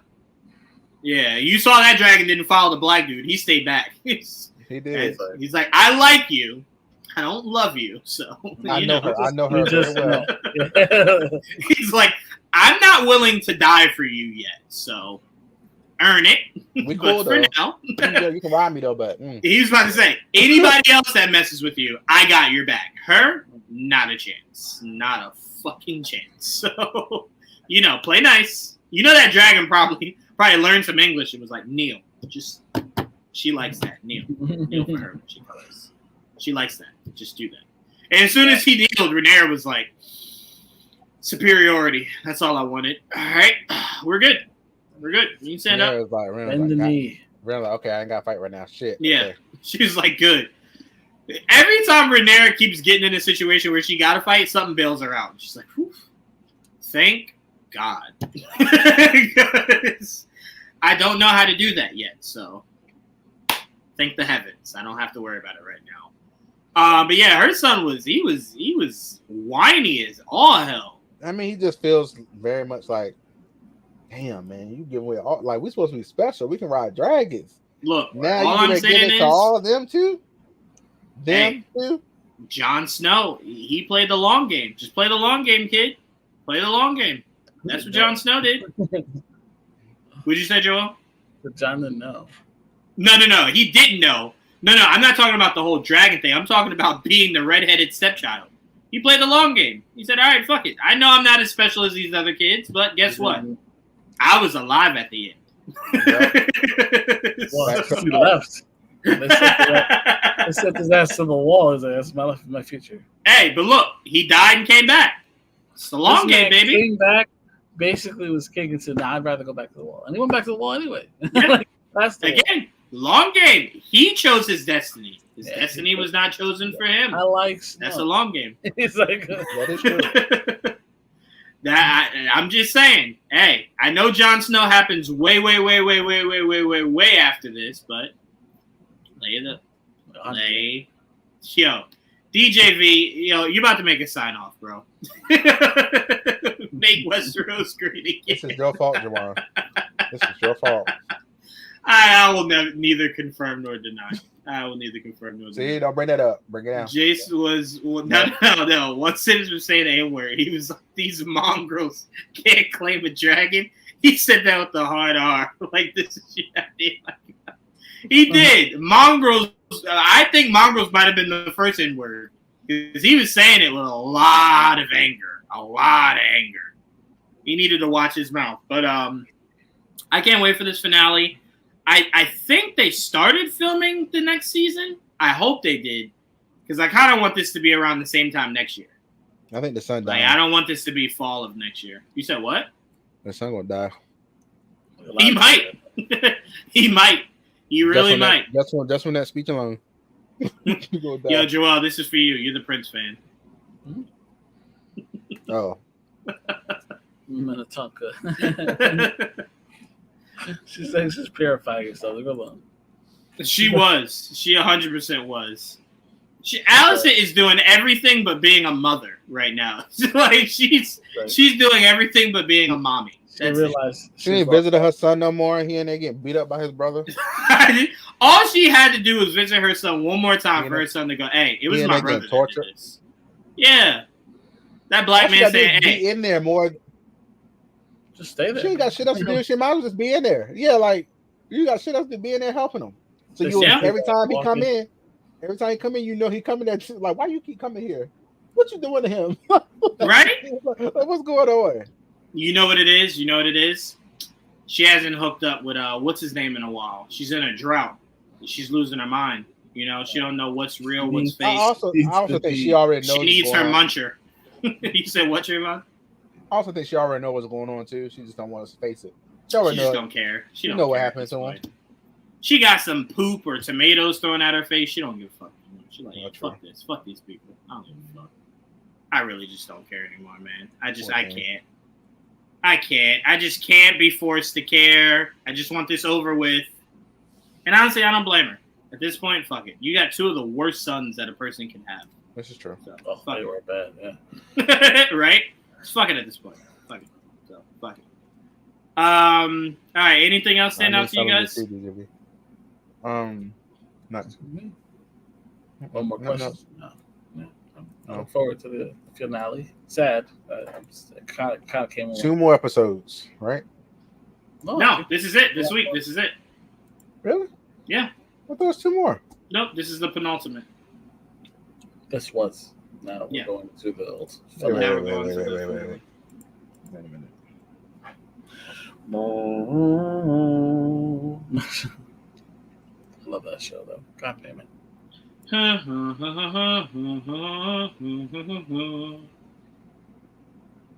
Wait, it's only 8? Yeah. Trevon, they got dragons in every episode. HBO got money. Not that much. They got good looking dragons too. Yeah, come on now, man. They can only do 8. What you thought you was about to get 24? That's like the best looking dragons on TV. Episode 8 is on August 4th? Wait, what is? Yeah, I'm so confused right now. Yeah, that'd be August 4th, my brother. Yeah. Today's the 31st. Oh, you're right. Yes, sir, my son. Trayvon, but look, don't be upset at yourself. I was very confused because when they said Trap is coming out this weekend, I'm like, no, that's in August. And I'm like, oh, shit, we're entering August. Very confusing turnaround. Time moves fast. Allison needs some of that cold. Popo. Yeah. She needs her elite muncher. I want some too. God. No. I don't like that in my headspace. I don't like it. I don't like it. I don't like it. I don't like it. One episode, okay. Yeah. Damn. We would not lie to you. It is only one left. But if it said elite, I need to find it. No, come on, don't find it. Just let that. We're at Wednesday, Trayvon. You're almost there. No, we're not almost there. It's Wednesday. What do you mean? That's literally at the halfway mark. Sure. I won't tell you if I see it. Well, no, we know that because we have to block you at that point. You shouldn't watch it either. I won't. Just wait. You're gonna watch it as soon as you agree with me. I knew you were lying. You've never agreed with me ever in your life, ever. So I knew that was a lie. All right, I think that's all we got, right? Yeah, that's it, right? Seems that way. There's nothing else. It seems that way. Did you have something else, Joel, you wanted to talk about? The Boys is over. Yeah, nothing else. No, Joel sounded offended, like, yeah, this motherfucker wants to wrap this shit up. I'm still talking. No, I don't got nothing. I mean, Cape Crusader tomorrow. Cape Crusader is indeed tomorrow. Yeah, I'll just rewatch it. I did start watching Joel the what's the thing with the what was Pacific Rim about? Robots? Kaiju. Thank you. Kaiju number 8. Kaiju. I almost stopped watching it because I'm like, this is very boring. But then the end of episode 1, I was just like, all right, we're turning up. We're turning up, and I'm here for it. I like it. I like it a lot. So I'm in for the ride. But, all right, guys, we gave you everything we had. Oh yeah, Kaiju number 8 is fire. Yeah, shout out DJV. Shout out to Joel. He put me on. We will be watching Trap this weekend, so we will have a full review. Now, you know what I just learned today, Joel? Do you remember the singer in the trailer? Is M. Night Shyamalan's daughter. Had no idea. No idea. M. Night Shyamalan, the director. Oh, okay. Yeah, that's his daughter. I thought it was just like some random person they were trying to like, make like a thing. No, it's M. Night Shyamalan's daughter. I'm like, oh shit, I had no idea. It's pretty cool. That's cool. Yeah, I'm like, oh. Now, see, no one will talk about that nepotism, but they'll talk about LeBron. Nepotism happens everywhere. Sure does. You hear that, Trayvon? Leave James Gunn alone. What I got to do with? Oh, his wife. Yeah. His wife. And his brother. Yeah. His brother is fine because he actually is a working actor. It's fine. Ouch. He was from Gilmore Girls, so love him. Shit. So, Trevon, I got one question before we get out of here. Oh, boy. Anyone can get away with murder with you as long as they did something or are something you like. Right or wrong? I mean, I'm not going to deny you what you just said. Okay, cool. I just wanted to know. I just wanted to get, like I said, I just try to understand things. So I didn't say I was a fair person. I'm not putting any words in your mouth. That's why I like to ask. I like to ask questions and get direct answers. I'm just mad at DCAU, and I do love Kirk from Gilmore Girls, so that's why he gets a pass. That's fine. I still don't understand what your hurt of the DCEU was. You even stopped liking the movies heading towards the exit of the DCEU. No, it's fine. It's fine. I'm gonna stop. It's fine. All right. Well, we'll leave it there, guys. We will see you guys. I love this now. Okay, there you go. We'll hold you to it because the first negative word you say, I will put this clip on a loop. I love this now. I love this now. I love this now. That'll be a ringtone. All right. I mean, if you send me David Corn Sweat, I'll be fine. If I send you him, what are we? Figure it out. What power do you think we have to tell a grown man, hey, you're gonna? I don't even know if you are gay or straight, but you're gonna find out with Trevon. So go have fun. Yeah, Trevon don't care. You have to stop saying that. That is not how anything works, Trevon. Like, what is that? Goodness gracious to live in your mind. Oh, man. Anyway, that is all we got, guys. Good night, everyone. Yeah. Just good night. I don't even have a sign off. Thank you guys for watching. Please, if you are not subscribed, please like, comment, and subscribe. We appreciate everyone that tuned in tonight. We'll see you guys next Wednesday. There's nothing. Oh, wait. D23 is relatively soon. I think it's in like a week and a half. Yes. Oh, okay. So we'll be doing D23. Yeah, we'll figure it out and then let you guys know. If you're not following us, I think it's next Saturday. Are we pulling another Saturday? Or was it a Friday? I forget. Is it? It's usually a Friday, I think, because I always think like we're working like Friday or Saturday. I forget which one the Marvel panel is at, but we'll find out soon enough. And guys, we will have. We didn't bring it up today, mainly because I think we're getting a trailer next week, so we'll just do it all together then. But we should have a trailer for Skeleton Crew that literally everyone forgot about. So we'll get a trailer for that show during D23 for sure, because they just released the photos today. So we'll get a trailer then. So we'll have a lot of Star Wars and Marvel stuff to break down. Hopefully, maybe we get a trailer from Percy Jackson Season 2. That'd be awesome. I think they started filming a while ago. It says the Marvel Studios panels August 9th, so that'd be that Friday if it's correct. There you go. Yeah. So Friday, probably, I don't know what time. You know to say what time? No. So Friday night. Yeah, probably won't until it gets closer, Joel. Yeah. All right, well, whenever it is, guys, we'll try to figure it out so we can do something for you guys around when that happens. Yeah, I look forward. We can cover that. I'm fine with that. All right, well, then we got you guys next Friday for D23. So we'll see you guys there. And until next time, remember to stay a little unhealthy and a lot unstable. And love chaos.